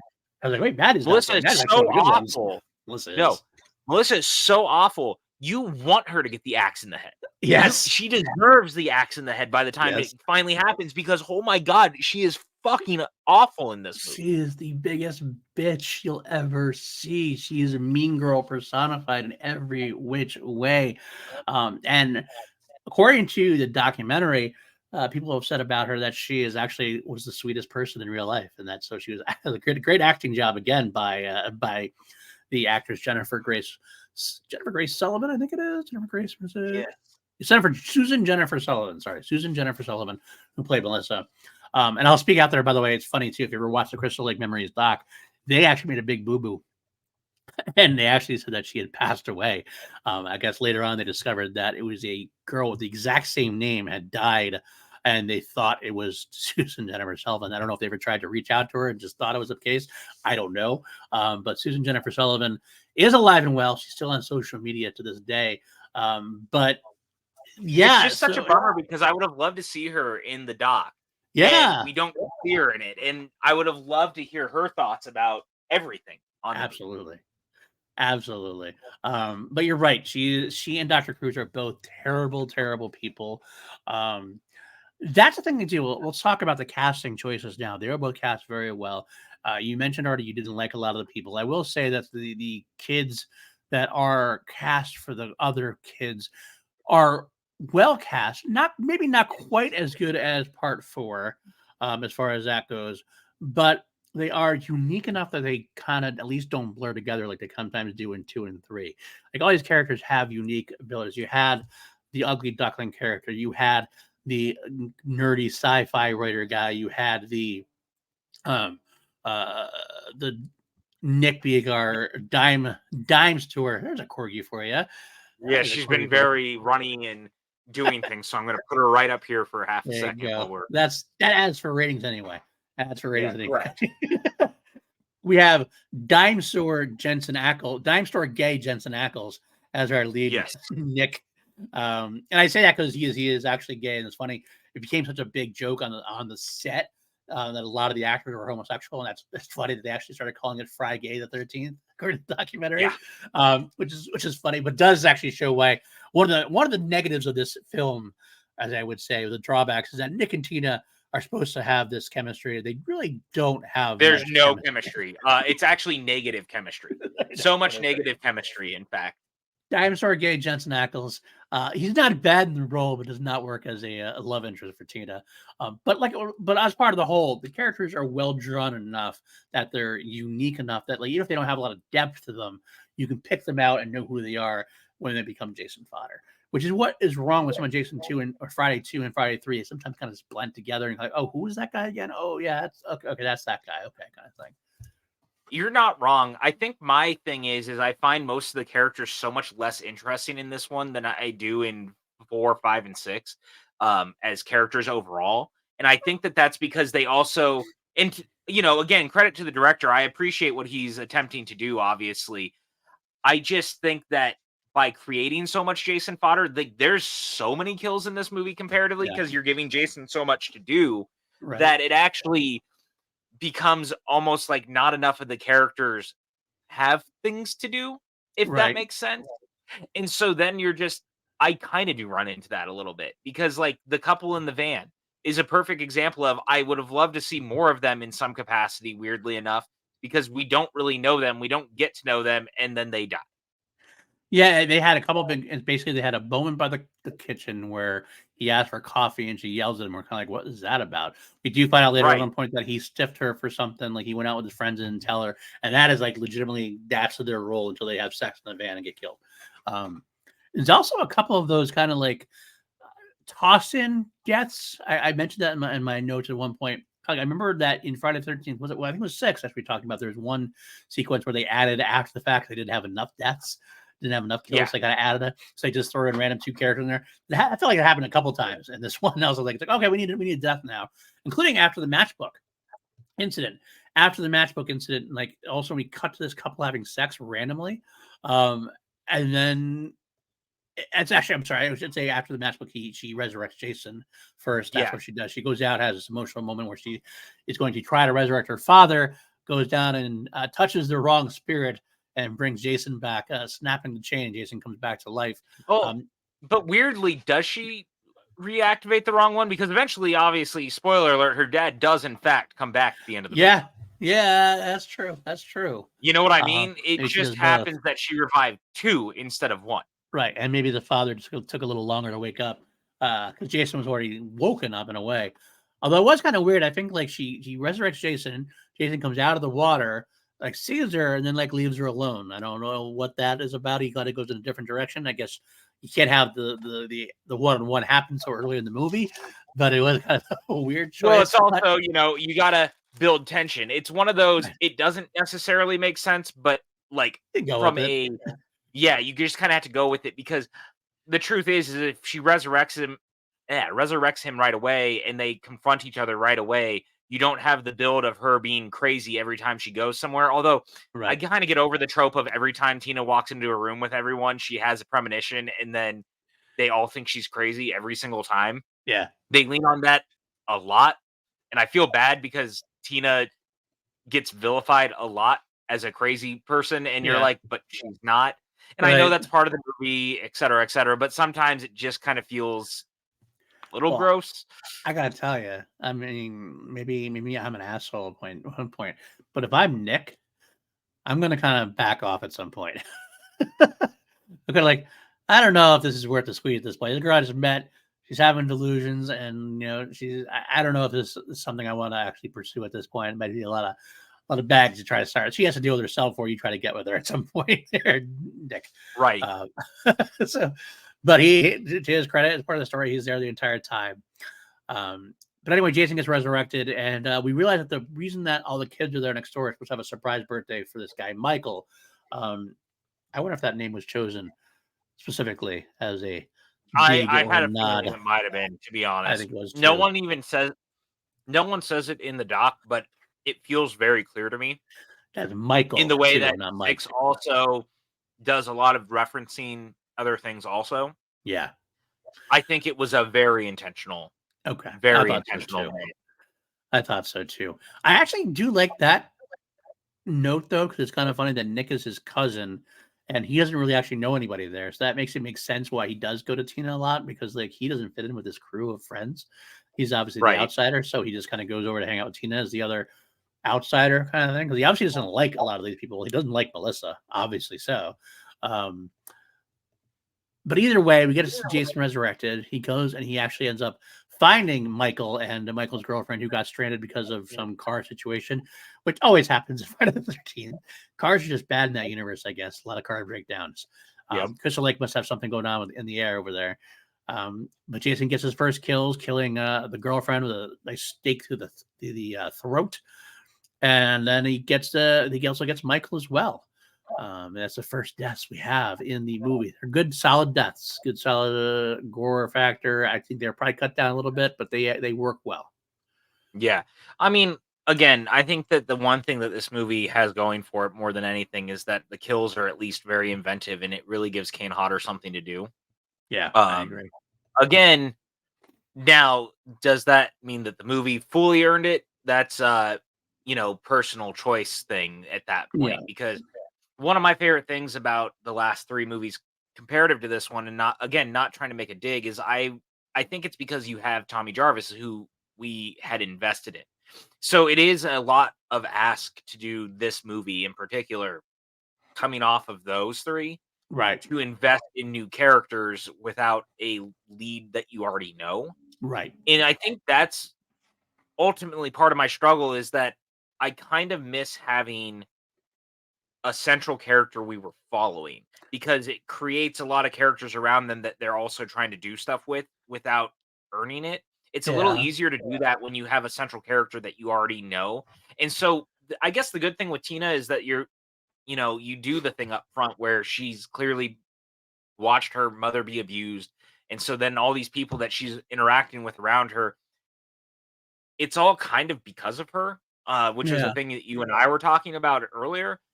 Even in text messaging, like a lot of what happens in this movie is ultimately her doing, whether she realizes it or not. And so there's something interesting about people's trauma and things being other people's trauma in the end, and you putting your own trauma and hurt on people, but done in such an extreme way that people are now dying because of your trauma and your hurt. But there is something to be said about that. And I think that them having so much Jason fodder in this movie is actually kind of interesting in that capacity, because it also explains why there's so much violence in this movie. Absolutely. And I've never really heard people talk about people's trauma being so much on other people that look at what you've done. Your trauma is literally murdering people. But that's kind of what this movie oddly becomes. And the funny thing is she's also pushed there by a whacked out doctor who's taking advantage of the situation on top of it. So Absolutely. there's also this like not so unsubtle commentary about doctors taking advantage of their patients and their traumas and using it to push themselves forward because he wants to use this case as a breakout point for him. Something Right. that eventually her mother realizes. Like Susan Blue, number one, Susan Blue, how good is she in this movie? So good. She's so good. She's one of those actresses like you notice her from things and you realize you've seen her and stuff, but I've always liked her in this. I don't know. She just something about her. She's very likable in this movie, at least to me. I agree. But yeah, I find the fascination there for me of, oh, hey, that's what they're doing here, Like Right. there's a lot happening in this movie in a weird social context that I think doesn't necessarily get looked at as much. I agree. I understand that's a fascinating discussion to have. I will, just to play devil's advocate a little bit, on the first part of it, the whole idea of having the lead, going back to your having a lead we've been following and everything else. I think part of the reason why we get lesser on the fodder, so to speak, is that we do have to establish Tina as this lead. Oh, you're 100% right. And I think it does succeed in establishing Tina as a lead, because I do feel by the end of the movie, I feel like we've been following her longer than we have been in a way. Maybe it's because of the time jump. Maybe it feels like in a strange way, you kind of feel like we saw Tommy Jarvis go from kid to adult. Here we see this in one movie, but it does kind of do a little bit of legwork for itself. By the end, I do feel like we know Tina very well, and actually, I'm very sad we never get to see Tina again after this. I feel like Tina could have been the Tommy Jarvis, It's 100% next the turn to truth. Tommy Jarvis.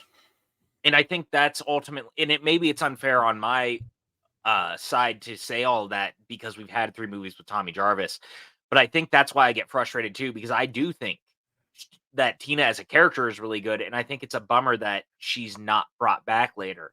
And I Yeah, think that is the bigger sin of the Friday franchise overall, comparatively to some of the others, is that they do drop the ball a lot on bringing back characters that they probably should have brought back because so many of the final girls actually survive and we never see them or hear from them again. And that's kind of a absolutely. bummer. Say what you will about what Halloween did overall on leaning on the Laurie Strode character, but at least in those movies, I feel like there is some sort of understanding because, again, I think that Halloween is a perfect example, especially the legacy sequels of it all, whether you're talking about 2018 or H2O, is that by putting Laurie front and center again, you build a lot of characters around her that are all interconnected to her. And I think it makes it more interesting, right? In the same capacity of the opening of H2O, where you have Marion Crane's the Crane character again, and you have her there, and yet the 2 neighbor kids are the ones who die because of her, but you Right. also feel for them because you know what's going to happen because I don't know, it just creates a very different dynamic with those characters.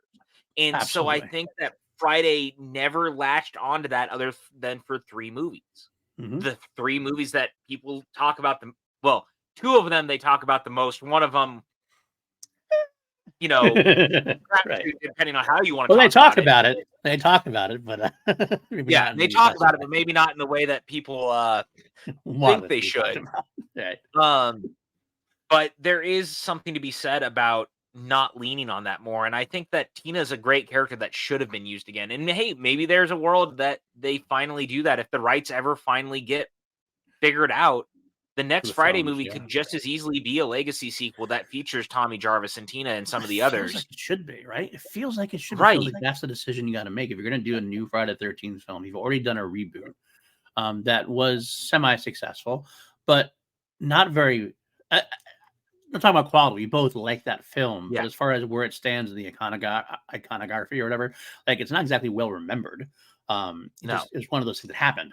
If you're gonna pitch something to a studio now and go Friday the 13th, what are you gonna do? We're gonna do it. We're in the age of legacy sequels. We're in the age of nostalgia. This is the time to bring back the final girls into one film. We have like the multiverse, the Avengers Endgame Endgame kind of thing, the portal scene. We actually have a bunch of characters that we could bring back in one go. How cool would that be? And how much of a story would that be? So I think that would be the way the pitch you make.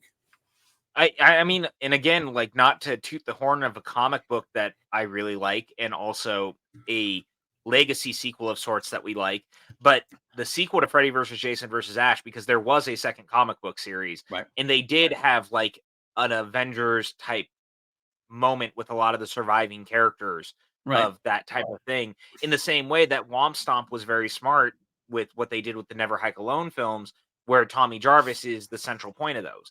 You bring back characters that have not necessarily had a final say. And I think that 100%. that's what this franchise needs right now, number one. And I think it would also recontextualize how people feel about Friday Part 7. Although I gotta say, let me just say this real quick. If this were to happen, let's say Friday the 13th gets the film figured out and they decide to do this legacy sequel, who does the studio, not who does the studio want to bring back as Tommy Jarvis? Tom Matthews or Corey Feldman?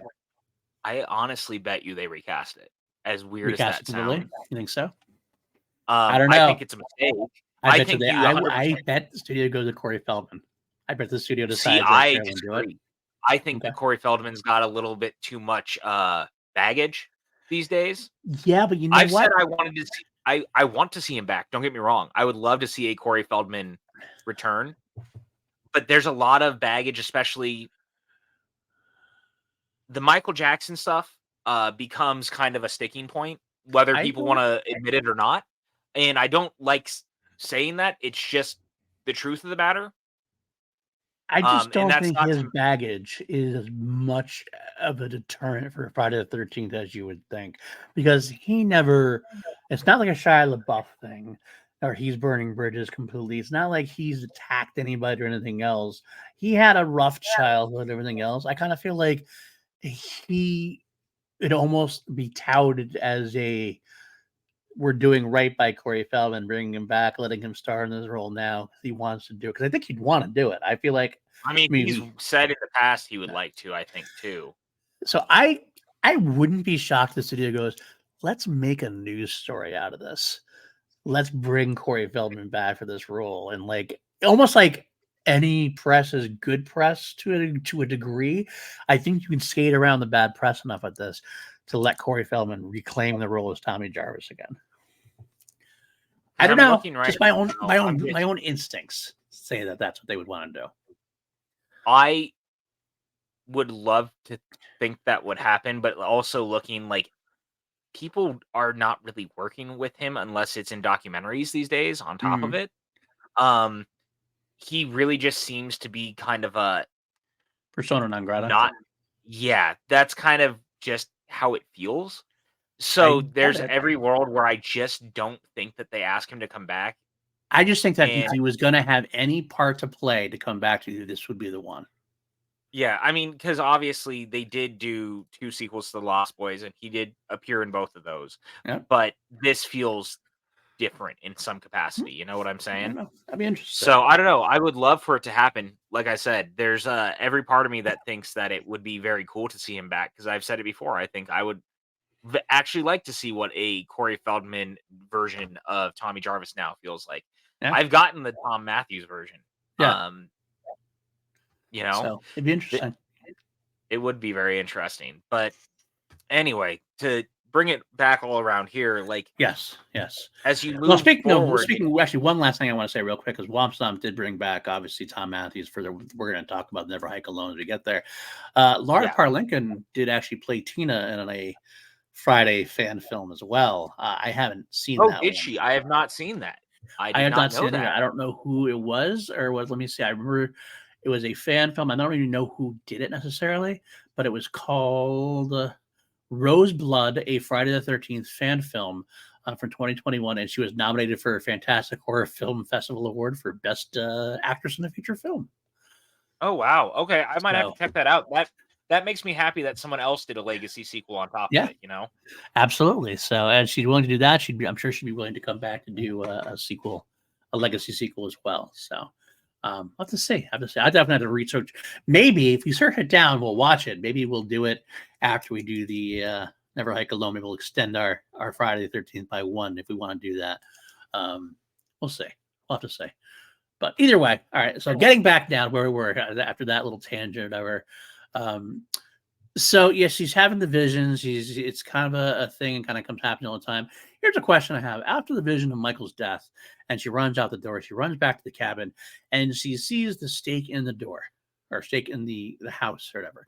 It becomes a crux point. She calls it out. She tells Dr. Cruz about it and tells her mom about it. Dr. Cruz goes out and says there's nothing there. And later on, we find out that he saw it, he grabbed it, took it out, put his desk, was trying to hide it from her because he wanted to keep her here and wanted to try to amp her up and whatever he's doing. But my question is, where did that come from? You know what I mean? Like, where did that come? Like, where did the stake come from? Because Jason wasn't there at all, as far as I know. So, what are we doing here? In a way, you know what I mean? Yeah, no, you're not wrong. Sorry, I am totally. I went down the rabbit hole. That movie is 82 minutes, by the way. Like it is a real 82-minute long film. So we will have to check that out. I think there's something very curious there. All right, sorry for you know tangenting off. By the way, that you just put me on a weird path with the Rose fan film thing that I hadn't even heard of. No, we Because it's actually had funny, a pause. here's me just saying out loud, like, "Oh man, wouldn't it be great if we had a legacy sequel?" Well, apparently there is a version of one, so we are gonna check that out now that we know it exists. Yeah, But to Nick your comes point, back yeah, and Dr. Cruz comes back too. We noticed. I didn't even realize that. I knew she had made it. She had made it, but the whole crew is back to a degree. Obviously, yeah. Dr. Cruz must be some kind of manifestation in her mind. Maybe I don't know. Maybe she brings him back to life. Who knows? She's done it before. Yeah. Uh, So very curious overall, but to your point with the spike, that's always been one of those things that's been very strange and just again, I leave it down to this movie being edited down so much. I'm sure that there was actually something that kind of showed where the spike came from. right. I've just kind of ignored it from now on, you know, and move forward. But it's one of those, you're not wrong. It's just I know something is afoot behind the scenes somewhere, and that's why we never got an answer, you know? Absolutely, absolutely. That actually leads us to our next random kill, which is our we talked about before. This is the sleeping bag kill, and the punch through the chest kill. By the way, happened at the same time. Definitely some great effects there. I definitely think that again, the MPA probably neutered them a little bit, but even with what's left, it works, and that shows you how impressive those ones are. Really. So next Well, bit we that's get. the I was going to say, I mean, to the point of what you just said, I think it's really interesting that you and I do look so fondly back at so much of the kills in this movie, all things being equal, considering how much this movie really was kind of butchered and Yeah, taken apart. But like, there is still something very cool about so many of the kills that it right. feels fresh and new and different. And I do appreciate that. Yeah. I mean, I think that comes down to the director. The director obviously knows what he's doing so that even when you can't go as far as you want him to go, he still makes it effective. And that's what's impressive. And the editing, obviously, the editing involved too, because the editor is the one who has to cut out all the gore as much as they had to. This particular sleeping bag kills also have Jason gets his machete, so that obviously has a little bit of something to do. At least it's a little more than just a random kill. But it's probably one of my favorite little mini sequences in the film. Well, the girl is kind of funny. I don't understand this whole sequence. He's trying to get in bed with her, and she's totally blowing him off to go get wood. We need wood. But then, like 2 seconds later, she's getting in the sleeping bag and saying, "Come on, you big hunk of man." Again, you know, people don't make sense. Also, the random Terminator "I'll be back" line. Yeah, Like, that's all funny. right. I Okay, thought we'll that throw was it in. kind of funny too. Yeah, I like that. But I did with that. yeah, you know, this whole sequence of events is weird, but again, it leads to the best kill in the movie, which of Yeah, I'll course take it. is yeah, Sleeping bag, yeah, which is the sleeping absolutely. bag. Like, how do you not love that, you know? So good, so unique and so different than anything we've had before. So, we get a little bit more of Tina and Nick afterwards, and we get, funny enough, Melissa as Jason. She gets the Jason point of view camera a few times. So I don't know if they're trying to like make it look like Jason's stalking them, although there's no real music, so you kind of know right away it's not Jason. We get to see Melissa overhearing the part about Tina coming from a mental hospital, which Melissa is going to use against her, even if Nick isn't going to. It's kind of strange nowadays. It's like watching those films from the 80s versus watching a film today. She like comes out and says he came for me to help from the mental hospital, and I kind of feel like that language wouldn't be used in today's world. I feel like it's almost like too harsh to a degree. Like I don't think it probably really would have been necessarily something is. like it would have probably been more like, I would in an institution sort of thing, something a little more, because they're Yeah, very upfront with her being crazy right. in this. Absolutely. It's part of being of its time. So if you don't like it, I get it. It is what it is, but it is of its time. But it's also definitely fodder for Melissa for sure, who's already the biggest bitch in the world. So she's going to use it against us, and she soon does. As we go back over the next door neighbor's party room there, and she does use it against her by having the sci-fi writer Eddie put on a jacket backward and tease her. Of course, Tina gets upset. Yeah, there's our local writer. I see you met our local writer, and I love that he's a weird stoner. Like only weird stoners in the 80s like sci-fi, apparently. Absolutely. I actually saw a little bit of you in Eddie, PJ. I was going to say just a little bit. Thanks, buddy. I appreciate that. It made sense. I just got handed lunch. I see that. My girlfriend's amazing. She just came in because we've been recording so long. She brought me lunch. Aw. Where's so mine? Don't mind me. Where's mine? If you were here. Yeah, I know. Son of a bitch. All right. I'll keep going then. So we get Don't back. mind me. Sorry. That was just very nice. It was very nice. Absolutely. So Melissa does her little thing, and Tina gets mad. This is where the big part comes, where Tina actually gets a little bit of revenge on Melissa by blowing up her pearl necklace, the one she talked about earlier on in the movie as being such a big thing from Daddy, who she loved. Mm-hmm. Tina gets her revenge, and Melissa. I love how Melissa acts like it's almost like a Darth Vader. She's almost getting choked because it's not just the pearls coming out. She actually feels like Melissa feels it, and it's like, oh, yeah, she feels the force around her neck. And it's funny because the movie then later also shows us just how powerful that is. Yeah, because it leads to the mask breaking moment, right? And absolutely. they really show that Tina, given the chance, is really, really powerful. Yeah, she can't control it yet all the time, but when she gets her heightened emotions, she sure can. I mean, just a few minutes later, she's still heightened, and she ends up throwing a TV at Dr. Cruz going across the room. Yeah, this is a potentially powerful girl. Part Carrie, part X-Men, I think, also in a way at this time, too. She's a mutant superhero in waiting, potentially, if they can get her emotions under control. Well, and like I said, I mean, it's kind of funny. Again, there's weird subtext to almost all the Friday movies. Whether they realize they were doing them or not, those subtexts continue to exist on top of it. 100%. So it's always just kind of very fascinating. All right, next up, we get the skinny dipping scene. Nudity is back in Friday the 13th. Sex and yeah, back, we had none in the last one, which is so strange. We didn't get to see any boobs in Friday the 13th Part 6, which was such a hallmark of the film franchise up until that point. But the film was so good we barely noticed.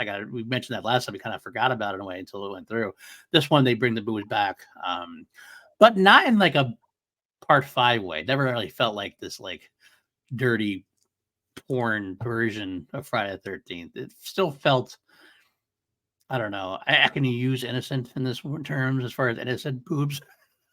So they're not quite innocent boobs, but they're not. You know what I mean? It's just not as dirty or grimy as Part 5. Although I did find that this one has like oddly more sex in some capacity than some of the other ones, because quite a few of the couples do have sex or are shown like after the fact of the act laying in bed still.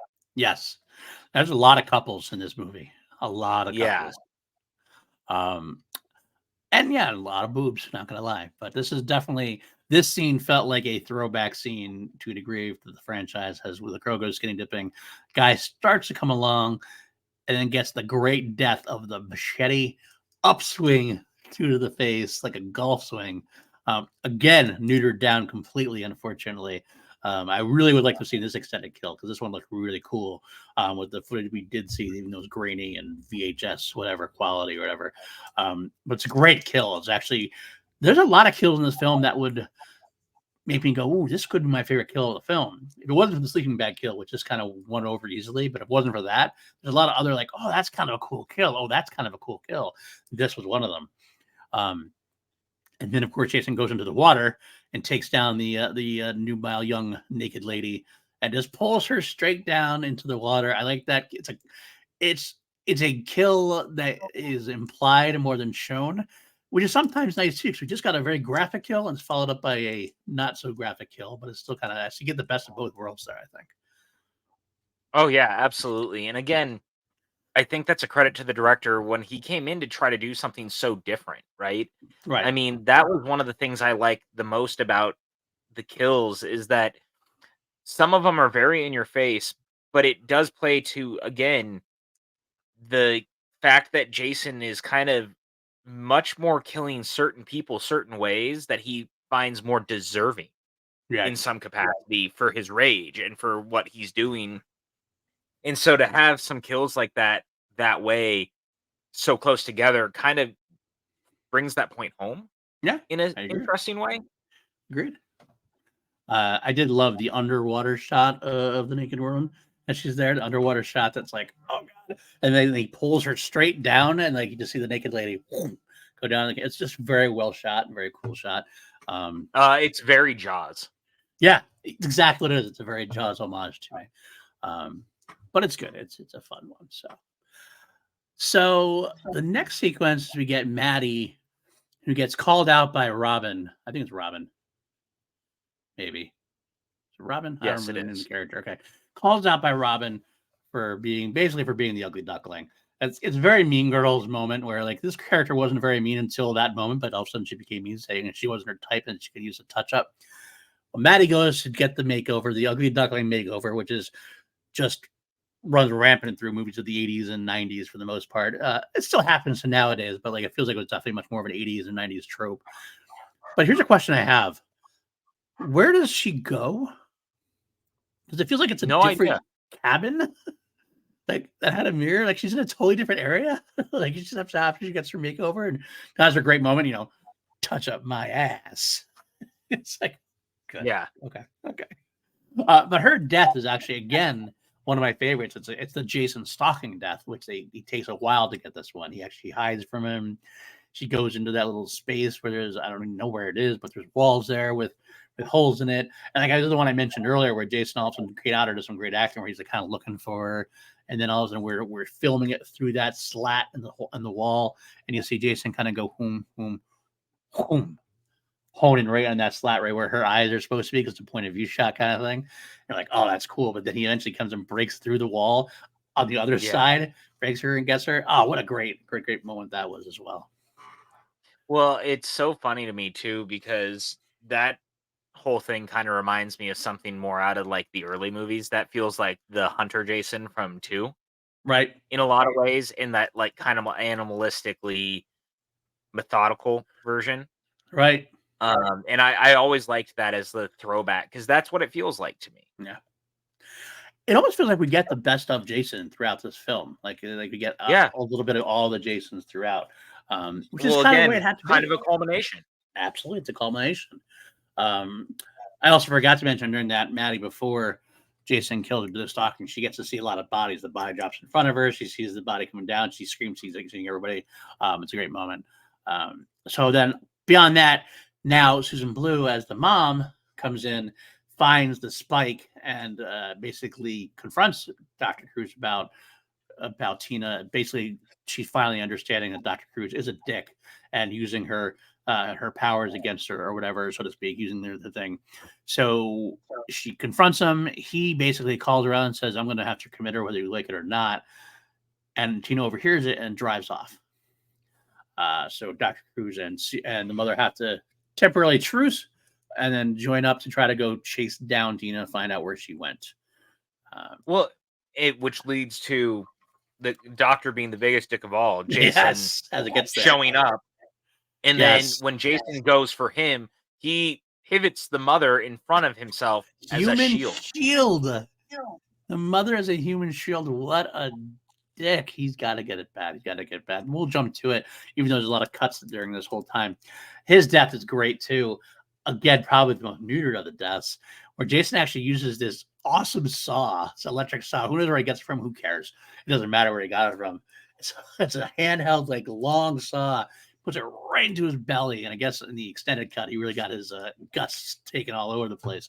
I wish we could have seen that, because he was definitely the one you wanted to see kill the most. That's the one that must have gotten the most cheers in the audience. At that point, finally, yes, Dr. Cruz goes down. Well, the funny thing about that one too is that you can see so much of what was done on Crystal Lake Memories, because they did find some of that like footage, grainy and footage, put it the grainy footage that you could see.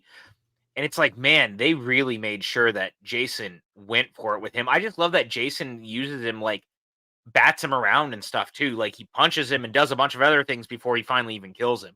He's like, screw this dude. I'm going to mess with him so much, and then I'm going to just mutilate the shit out of him. Right. It works. So it just works. It does.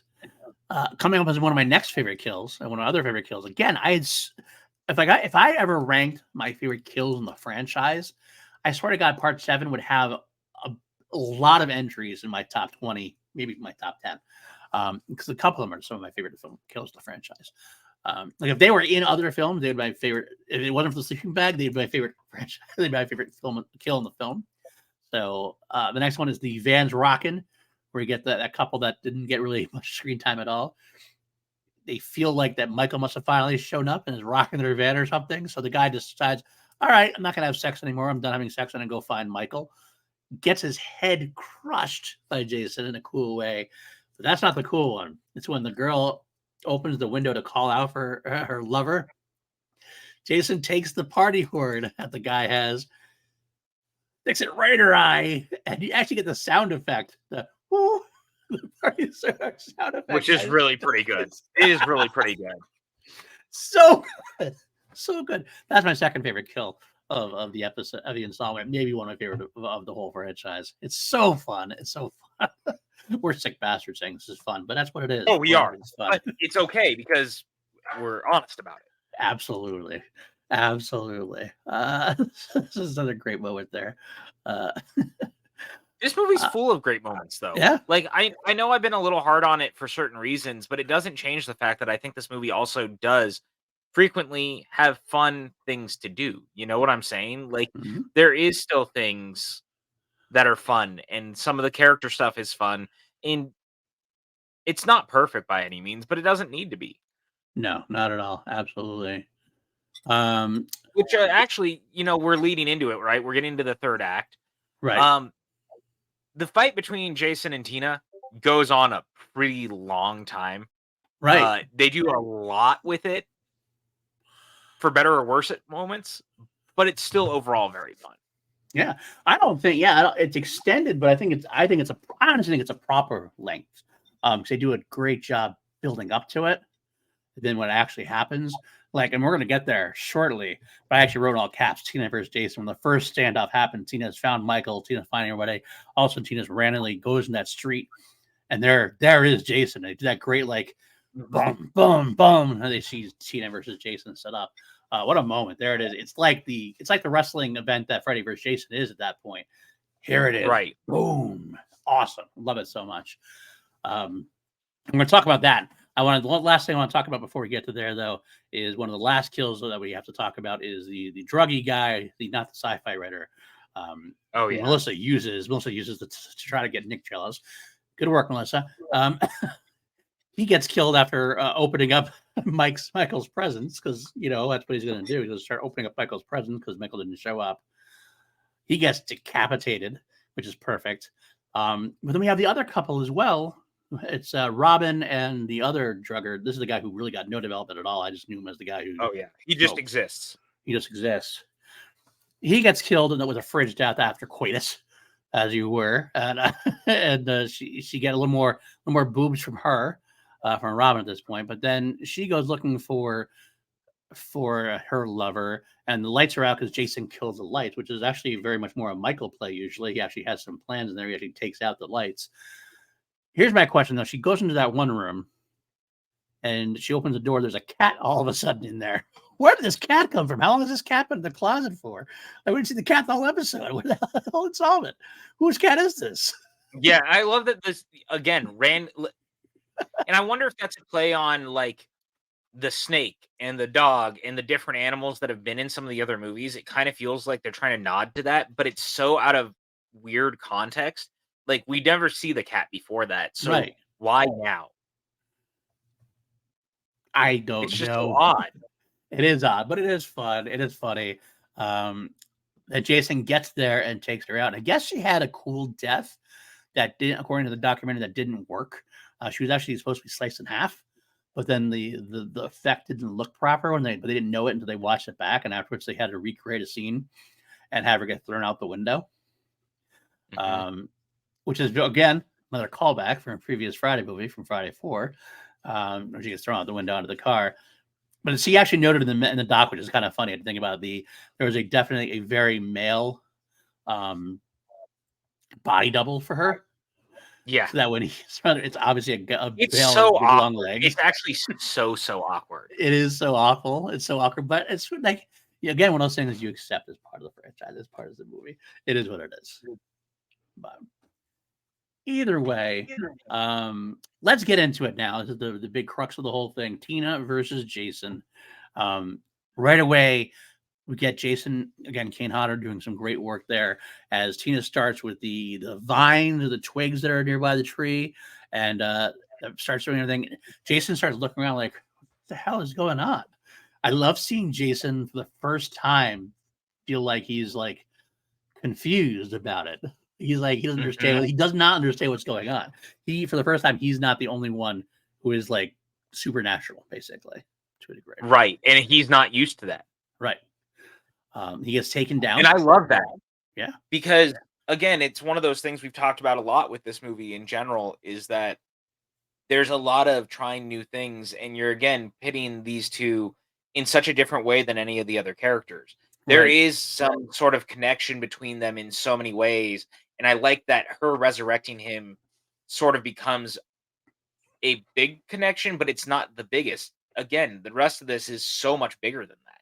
Like there is such a clear build off of their pasts and who they both are that makes this confrontation so much more fascinating. Absolutely. So she takes Jason down into the water. She brings down the power wire to electrocute him. I mean, we all know this isn't going to work, but hey, it's a good first salvo into the battle, so to speak. He, of course, gets up and they start fighting some more. She runs into the house, finds Nick, and they kind of do battle again because Jason is unstoppable still at this point. Another callback. Jason goes through the window.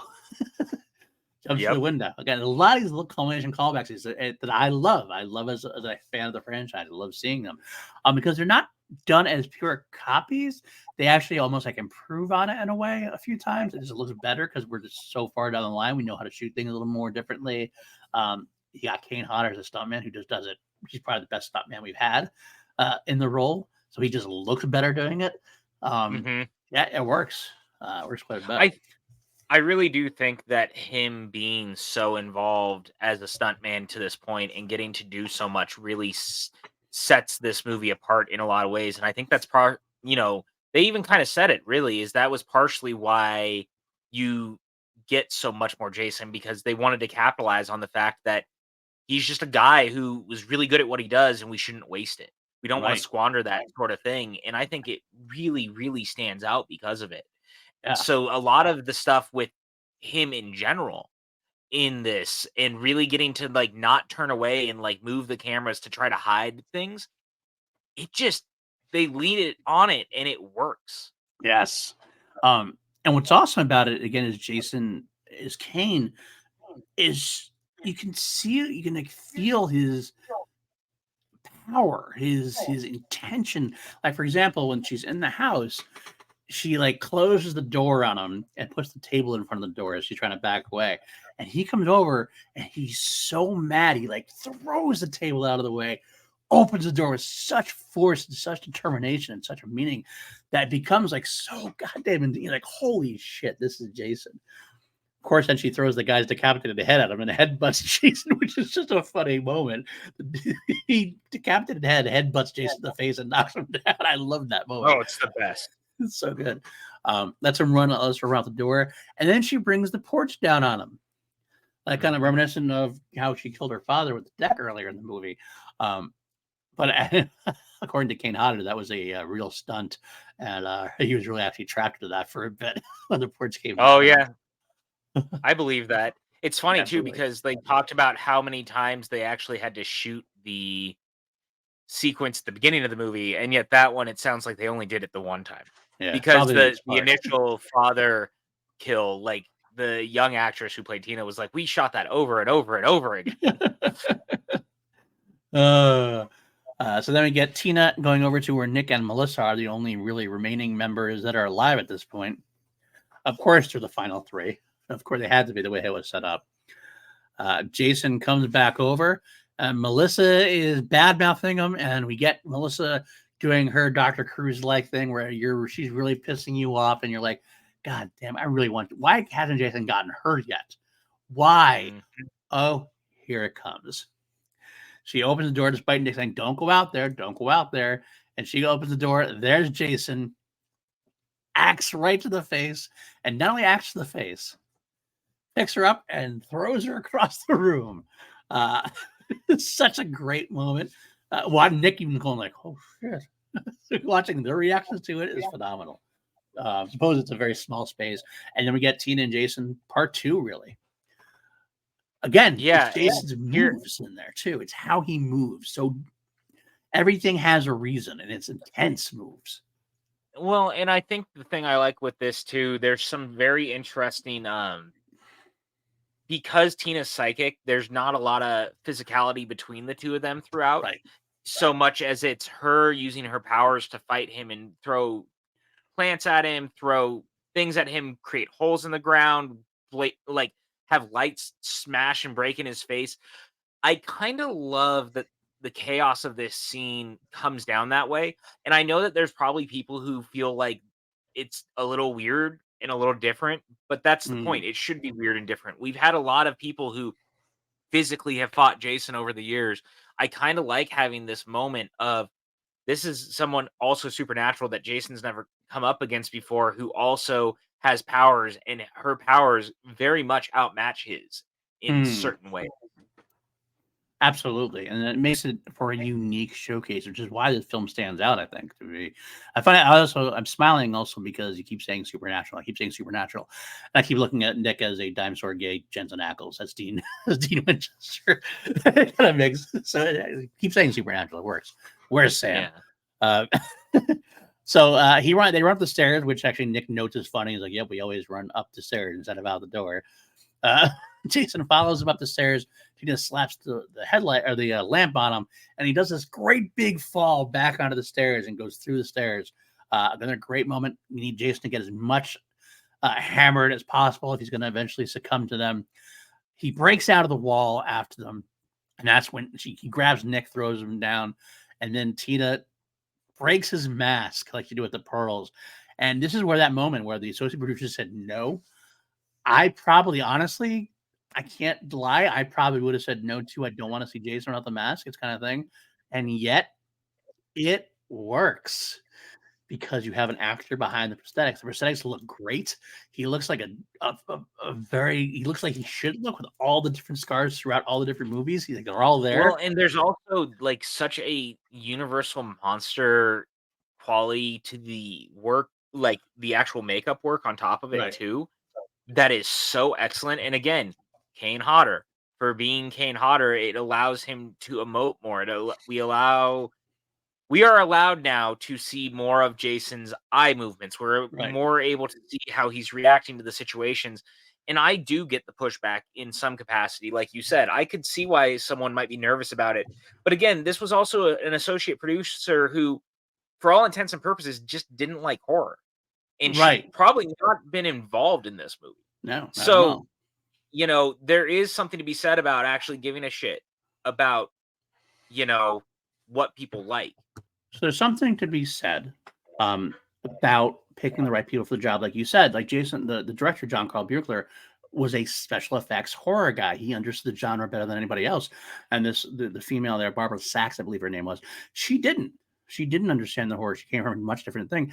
So she didn't understand that Jason didn't have to look completely like realistic or anything. It didn't have to look like. I think she was looking for something that didn't have to be there for the genre it's in. In horror, we accept a certain amount of rubber monster kind of thing in a way. Yeah. It's just the way it goes. That's part of the genre, and I don't think she got that. I don't mean any slight to her. I just feel like it was like one of those things where it was just a wrong fit. I'm sure she's a fine producer, and I think she did some other work with Frank Mancuso that was well received. The Kevin Bacon film came to mind. But some people just have different strengths, and horror is just not a genre that she understood to the full degree she needed to really kind of work as a cohesive whole with the director. So yeah, but it did work. The Jason, maskless Jason, worked much better than I thought it would. Not gonna lie. No, absolutely. So next up, Jason, of course, gets up again after the the mask breaking and the choking sequence, is down in the basement. Jason pulls her down, and then becomes we talked about earlier, where the fire sequence comes in. She throws nails at Jason, throws some gasoline at Jason, all over the place, and then opens the furnace. The furnace blows out and sets him on fire, and it looks great. And of course, it looks great because the guy's on fire for 40 seconds. Well, and again, like we said earlier, the fact that Hodder's even willing to do this is so huge to me. Right. Considering he had almost died doing a stunt like this before. Absolutely. So it's such a big move, and I love that he does that. And I Right. love that he's confronting his own past in some capacity. And goddamn, man, what a sequence. Like, Yeah. I love it. It was funny because girlfriend and I were downstairs watching it last night, and she didn't watch the whole thing. She watched like the first 10 minutes, and then she showed up during like the last 15. And that scene happened, and we were talking about it, and I was like, have you ever seen people do this like live? It's actually super terrifying. It's Right. such a crazy stunt to do, and to see this one, they just leave the camera on and let it happen, and it's like, god damn, man, like look at this thing go. It's just wild. Yeah, absolutely. But good for Kane Hodder. Good for him to doing it again. Like you said, absolutely. Well, they leave the place. The house explodes, and they actually talk about the documentary that they had everything set up to have this big ass explosion, layered explosion, and it didn't work. And it all kind of went at once in a big loud. You only got like a couple seconds for the footage, but I gotta tell you, Yeah. that footage is pretty good for the couple of seconds they got. It's a great explosion, to be honest with you. Yeah, we've talked about it before on here too, as the franchise got bigger and they were trying to do more things. This one definitely leans on that in some when you look at it that way, right? Yeah. Because it's like, oh my god, look at this thing. Right, Like absolutely. it's a really impressive moment in some capacity. Like 100%. whether people realize it or not, because this isn't the kind of franchise to normally do that sort of thing. Absolutely, but here they are. Here we are. So Jason, of course, escapes that though because he's Jason. Tracks down Tina and Nick, who had jumped down to the dock because that was the safest place for them to be. I guess that makes sense enough to a degree. It was far enough away from the house explosion. Jason attacks, and here is where Tina's resurrection power came in handy. All of a sudden, bursting from the depths is Tina's daddy, back from the dead. And he pulls Jason down. Supernatural versus supernatural, zombie versus zombie, which makes sense to a degree. Although this is another one of those things we learned from the documentary that was a point made, like because of what he did with Jason, she neutered this scene big time. Because quite frankly, when you watch it, the question comes to mind. It came to my mind. Wow, he looks pretty good for being in the lake for 10 years and dead. Because he comes up, he just has a little dirt in his face. That's like all he looks like, pretty much. But it wasn't meant to be. The director understood that. The director wanted him to come back like looking decomposed, and they actually shot.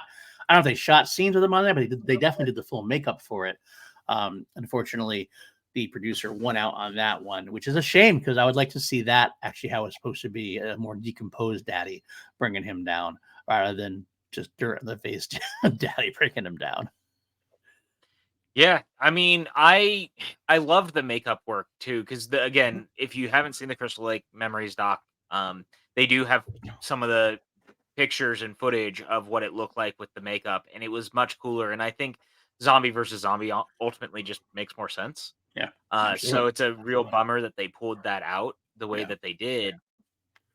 But all things being equal, I like the implied obvious her father ultimately coming to her aid in the end, even though, he was a drunken abuser. I do like that her use of her powers has him save her in the end. Yeah. And so there's like weird closure in that. Right. Um, Making up for it's his not necessarily needed right. because really we shouldn't be making light of an abuser, and like I don't want him to be turned into the hero. Right. But I do like it as a moment of him bringing Jason down. And I think it's also That's interesting redemption. because, again, to what we talked about earlier, there's something to be said about that they both were at Crystal Lake and they both had traumatizing parental events happen there. But this one, the parental unit is the thing that saves her versus the thing that, you know, spurs him on to keep killing. Right. And I think that that's a very different dichotomy for obvious reasons. And it's very cool to me. 100%. 100%. Well, interestingly enough, they have Jason dies again, as he always does. We wake up, we bring back Tina's waking up, we find Nick, they get put back together. And interestingly enough, we don't end with a tease for Jason coming back. Usually Jason like has an eye open somewhere or something. Nope, where's Jason? Oh, he's dead, and that's it. We've had a fade out with Jason having been under the water. We don't know where he is at that point. It's so funny that it's like kind of just the ending of 6 again, though. Yeah, that's true. You know what I mean? Like, Well, not even the with not six, that. even with six, we had the eye open though. You know what I mean? We got to see that he was still Oh, down there for sure, waiting. for sure. But it's This more is just he ends up in the water again.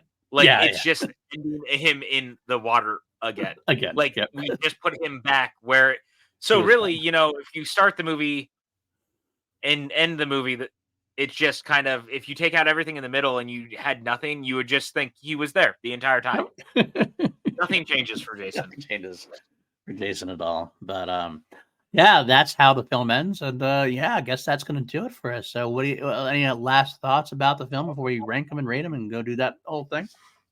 No, I mean, I think I kind of said it throughout, and I really enjoy the movie. I do think I'm a little hard on it at times, unfortunately, just because I do think I do unfairly kind of compare it to what had come before in the last three. And again, that's a big part of because I love that movie in particular, or that storyline in particular is very focused on a single character in a lot of Right. ways. Right. That makes sense. There is something a little reductive of moving back in the capacity that they do of having a character we don't follow to that point, obviously. And now again, it would almost it's almost more unfair also because Tina doesn't come back again.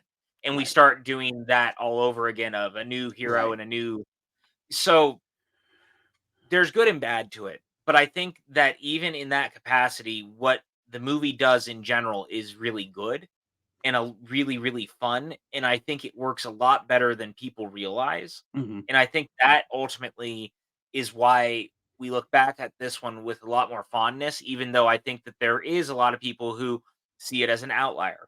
Yeah. But I think that the Carrie versus Jason of it all actually adds a lot of different dimensions to the franchise as a whole in a way that you don't necessarily get from the other ones. And that's kind of cool and kind of different. And it's just a fun movie in its own right, even though it's hard to say that when it's the seventh movie in a bigger franchise. Right. So, Absolutely. there's a little give and take to all of it, but this is a good damn movie, man. It's a lot of fun. I will echo everything you said. I think that this had a lot working against it, and that I give a lot of credit to Beckler as a director who took some great risks. He tried to find the perfect mix of tone. He could have fallen back to do Jason 6, try to do Jason 6 again because everybody had loved that one. Um, but he tried to take a step in a different direction, which I loved. He did a lot for the franchise. He did a lot, bringing it all together as a culmination without being the finale. I mean, I think he treated it as the finale. I think it's what his in his mind was probably going to be the finale, although that's what everybody thinks when they're doing the film in a way. I do agree with you about Tina as far as trying to be a new Tommy Jarvis in a way. I think we could have been looking at this a lot differently if Tina had appeared in, say, 8 and 9 afterwards, and maybe it would have been a whole different story at that point. But the director took a lot of risks. He revitalized a lot of things for me in this entry. Again, like a lot of my favorite kills are from this movie. So overall, I got to say, hell of a job. And this is, we are eating good in the Friday the 13th world at this point in the saga, as it were. So let's go ahead and rate it. We know I'm going to do the Jasons first. Let's rank our part 6 Jason, and then we can rank our part 7 Jason. Well, I mean, let's just say what it is. He's number 1. Okay, that's fine. So I guess it's more importantly, where do you want to rank part 6 Jason then? Because we have then. What are the rankings right now? First, right now, you had part 4, part 3, part 2, part 1 in order. We did not rank 5 because it wasn't Jason. Do that one more time for me. You had it part 4, 3, 2, 1, right? That's because there was. So I think it'll be 6. I think it'll be 6 under 4. Okay. And then 7 over 4. I think is right where it needs to be. Okay, that's cool. That's cool. For me, I had it initially as part 3, part 4, part 2, part 1. I'm putting part 6 above part 3. I really liked what they did there, but I'm definitely also putting part 7 above part 6. So part 7 is my favorite Jason so far. I have to see if that can get challenged as we go forth. I know as we get to the reboot, that's where the challenge will come in for you. We're going to find out. But let's talk about the film itself. Let's go with the ratings we've had so far. Friday the 13th, the original, I gave it a 6. You gave it a 6.5 out of 11, by the way, because we always rank things out of 11 here. We always turn things up to 11 here on PLD projects. Friday the 13th, part 2, I gave a 7. You gave an 8.5. Part 3, I gave a 7. You also gave a 7. Part 4, I gave a 9.5. You gave a 10. Friday the 13th, part 5, I gave a 5.5. You gave a 6. Friday the 13th, part 6, Jason Lives, we both gave perfect 11s. Friday the 13th, part 7. Where do you go with that one, my friend? So this is so interesting to me because there's so much of the movie that I really like, while also so much stuff that I do have issue with. Like I said, I have a hard time having to commit to new characters, especially characters I don't really get to know or care about. All the while, I think Tina's a great character, and I like her language. I like what it's doing with Jason. I like that a lot of what it's putting the two of them against each other. The doctor of it all. There's a lot of stuff that really works in this too. And I think I'm going to pull that part of me kind of looking at it. I think I'm going to give this one a 9.5 as a film overall. Even though I think that like a lot of the things I think it suffers from are things that are just a personal thing for me. I don't think it necessarily I don't think it speaks against the movie overall. So much as as much as I might believe that it should. But I also understand why people would love it. And I think objectively, there's so much I still like in it that it proves that even with my bigger problems with it, this movie still works. Absolutely fair. I can't argue with you. That would make this your third favorite in the saga so far, just underneath part 4, the final chapter. Yeah. For me, I have to, I'll put this little precursor on here. First film I ever saw, first Friday the 13th film I ever saw, first one I saw in the theaters. There's a lot of nostalgia base here for me. I love this one unabashedly for every reason you said.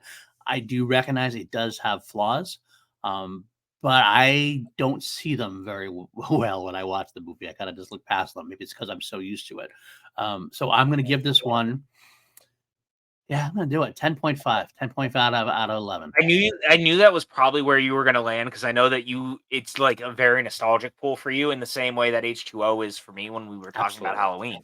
So like that, there's nothing wrong in my opinion for you feeling that highly on it at all. It's interesting I did it because, like, honestly, this is not the first time either of us have rated the Friday the 13th franchise before. We've done things before.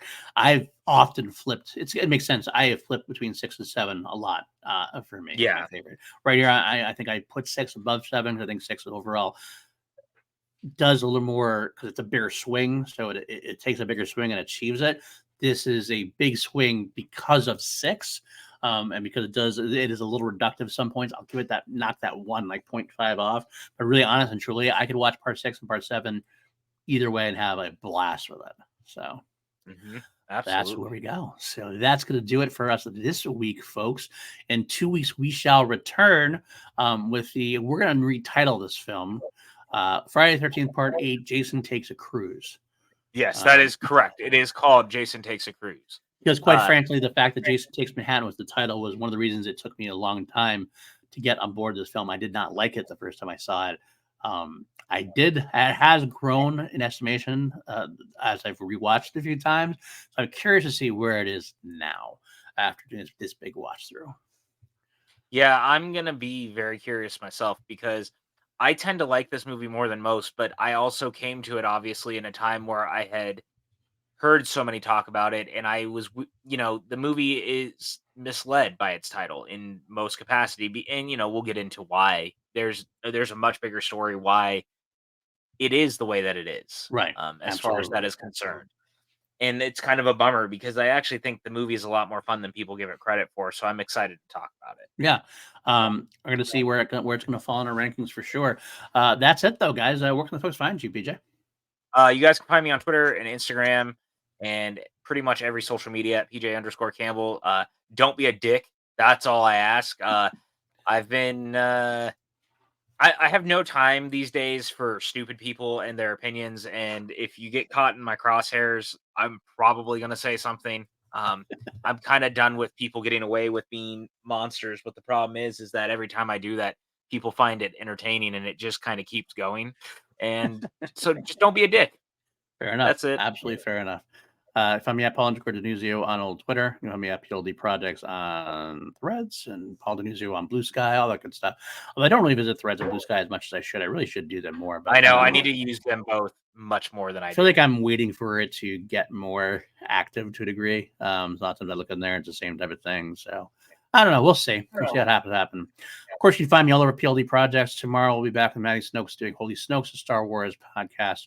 I'm going to be talking about a book this time, Rise of the Red Blade, a book we both loved. So we wanted to give that some love. Every other week with review, me and Lego going through the V franchise. We're well into the weekly series now. That's a lot of fun. Crown Jewels happening every week. This week's episode is a big one. I'm covering We Will Rock You. It is the longest episode by far because there's so many freaking versions of We Will Rock You for me to go over. I don't want to do We Will Rock You anymore. I got to be honest with you. It's gonna be a little while before I put that track on. I'm about to make that. I'm gonna make you a mix CD, and it's only gonna be versions. What this episode really is, but a lot of fun there as well. And of course. Coming soon will be Mediocre What Idiots in a Box. We'll be covering Doctor Who as it comes out. I can't give you exactly the day yet. We're still going to try to figure that out, but it will be after the specials on the 25th, the 2nd and 9th, and then December 25th as well. That's going to do it. If this is your first time here, subscribe, give us some comments. We'd like to talk to the people. I'd like to know what you want to think about this. If you're on the audio feed. Where have you all been? The comments have been a little quiet lately. Yeah, I know. Seriously. Come on now. We're doing this for you guys. Not doing it for us at all. We would not want to be fair. We are kind of doing it for ourselves. We're a little long-winded sometimes. That's true. If you want to help even further, patreon.com/PLD Projects. Couldn't keep the lights on without you guys, especially people like Austin Goodell, Jeremiah Morris, Matthew Kern, Brandon Buckingham, Jeff Alterman. Really, really, I love you guys so much. Could not do this without you guys at all. But again, I understand if you can't. But if you want to help other ways, share it. Get people here. Tell them what you like about us. Hopefully you like us. If you don't like us, then shut up. Yeah, pretty much. That's it. But that's it for now. Until 2 weeks from now, stay mediocre, folks. Never underestimate the power of mediocrity. Bye now. Adios.